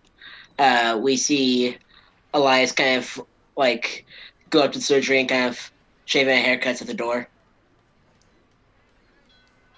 Orla knocks back a little 2 bits before she opens it. Aye. Good day, Doctor. It's kind of occurred to me that the whole mess last night between you and I could have been much more cleanly resolved. So I was being as careful as I should. I Not peeping on my naughty bits. I wasn't peeping, but I should have simply asked what you're doing, like a decent gentleman. So I haven't gotten my sea legs after all this time. She claps him on the arm and she says, "Captain, I just go swimming." Just go swimming. Well, I'm sorry. And while I know can't really say anything that'll let you put all of your guard down, I wouldn't want you to. Just know that on my word as captain, none of these lot will bother with your swimwear. Then, as a little peace offering, he kind of takes a bottle of brandy out of his coat, sits on a desk, and walks out. Appreciate it. Is there anything else anyone would like to resolve, or anything else we see of their characters before this tale ends? I know that Lily will go and find Barney and just, put her arm on her shoulder and said, "Come on, you old luck. Let's get some grog into you in my kitchen. I'll feed you. And then you need to go to sleep. We'll meet you later." Thank you, Lily. I was like, your tale ain't over yet, man. And you just see them, going below deck, heading towards the galley. Evie's like awkwardly standing there holding whiskey. She's like, "Oh. Orla will hold Bring it in, bring it in. There's space in the kitchen for everybody. Everybody will end up here on some point or another anyways. Orla calls back, "Cabin, we're getting drunk. Come on." There's finger food. Yeah, Elias joins the football crew hangout. Excellent. Evie just likes teasing the captain, so she's like, "Make sure not to wander off too much, Captain." Nice. You're never going to lift that down, lad. You're never going to lift that one down. And as we all gather around, Barney just sort of takes the bottle of whiskey and holds it up to everyone and says, "Cheers to that awful sea and another day surviving her."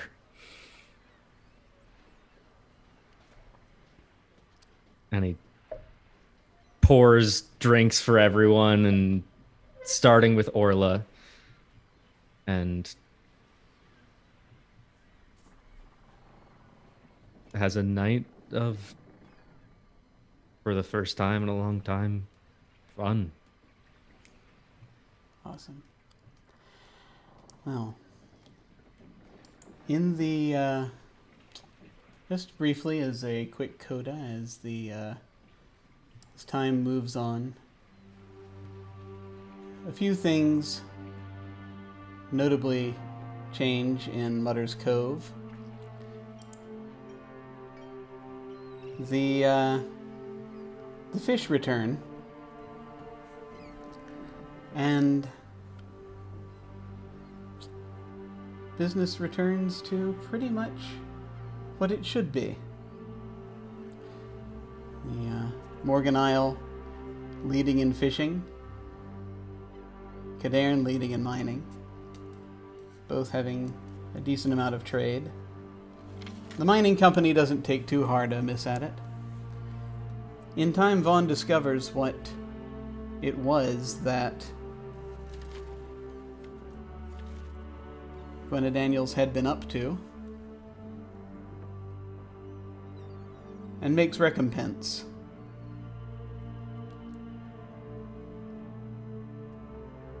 Giving back any of the land that she purchased. he takes that loss because he finds his reputation is more important than getting directly at the gold. Folks still go and will sing and dance and do all manner of celebration at the Moonhaven Inn, as overseen by Lachlan, who is there for, as its innkeeper, for another 100 years at least. Thank you all very much for playing Alas for the Awful Sea. It is much appreciated. I was spellbound by the RP in this game and how everyone brought it, and this was glorious.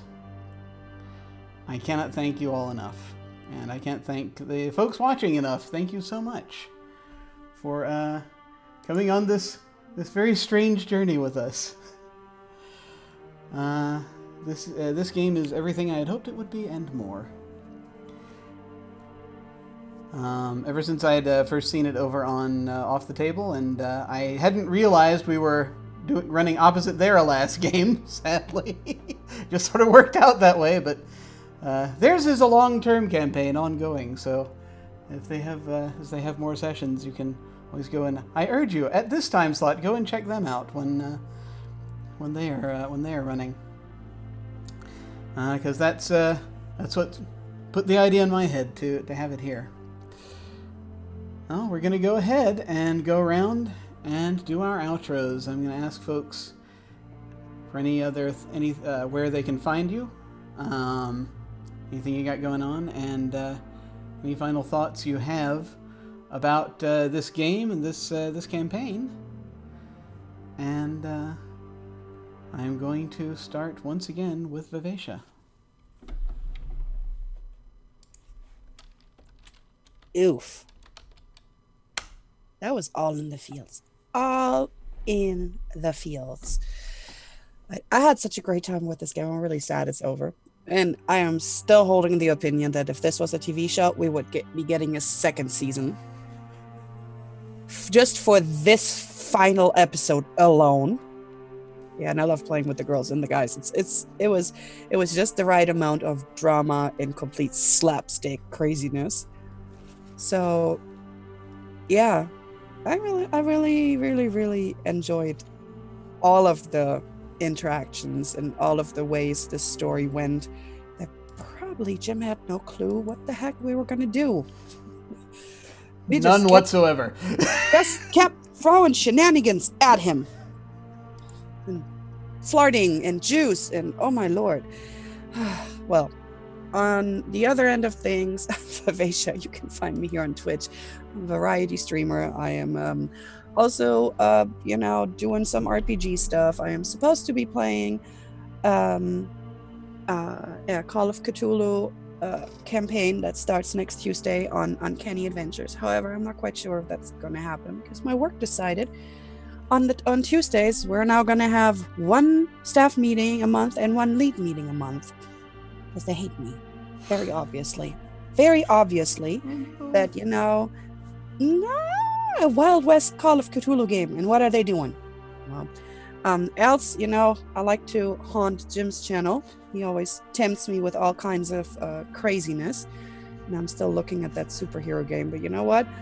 His list is so full. I don't even know how I made it in here this time. I know his lists are full. Yeah. Well, and else, I am so glad that my Michi came and played with us, because I've been bugging her ever since she watched us play Tall Pines.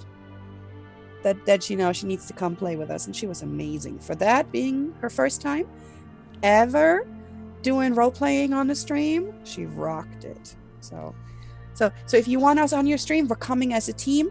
Or if you want that crazy Selkie too, you know what? We might come as a trio. All right, and I'm gonna shut up now. I'm gonna shut up now. Thank you so much. Lily was wonderful. And Speedy. Wow. That was incredible. This game like only got better, and I am very grateful to have been a part of it, and very honored to have been able to play such a significant role in the story and the world. I loved being able to play with all of you. Was that Katy's voice? Was that actually Katy? Yes. I would like. Yeah, that was Katy. I would like to thank Katy very much for coming as the voice, being the voice of Katy. That's so good. She sent that to me earlier today. we started talking about Katy it last week. so much. That's so good. And I could not resist having that. And luckily, she had a moment to be able to do it today, and it was everything I could have hoped for. It was amazing, and it was such a surprise and like a perfect sort of conclusion to things that was different from, you know, what we were expecting. Like, I think all of us were going into this expecting that Barney was going to die. I went into episode 1 of this thinking that Barney was going to die. Like, that was like the plan. And having that happen is so much better. To have that actual development. And it was just so cool. I actually wrote a like a last will and testament, sort of a final note to all the crew members, which was what I tore up, that I had the purser write for him, and I'll share with the rest of you after this. But yeah, I couldn't be more happy to have had it not happen. This was such a good ending, and I love that. I love everything about this, and I am sad to see it go. And as for me, I'm Speedy. You can find me at Not So Speedruns on Twitch and Twitter, and I play games sometimes. Hopefully, starting next year, I'll get to be on another RPG series, but this is it for right now. Yeah. Awesome. Well, thank you for coming and choosing us for this game. This was Barney was awesome, and so I loved having him. Just so glad that we got to play with that kind of that kind of character in the mix, because let me bring in all the things I wanted excuses to bring in. It was wonderful. Thank you. And Michi. Okay, sorry. Hi, I'm Michi. You can find me on social media and on Twitch as Witty Michi. So this is my first time like doing anything like this. Like I would express to like Vivi like, oh my god, you guys are looking like you have so much fun when you're doing this, like kind of stuff, and like, no, I don't think I could ever do it. Like, but she's like, no, you're gonna sign up. I was like, okay. And like I even put, when I signed up for, like, when I was like apply for it, I was like, I need Vivi with me. I'm too nervous. But like it's such like I had so much fun, and I feel like I started off awkward, and like as time went on and like doing it, like I just like got really into it. I had a lot of fun, especially teasing Elias. That was fun. Like, and the character development for Evie, like for me, it was like I started this being like determined for Barney not to die, because like I felt like that was like Evie's attitude, because she's like, she kind of has some trust issues, stuff like that, and so there's like certain people she doesn't want to like see perish.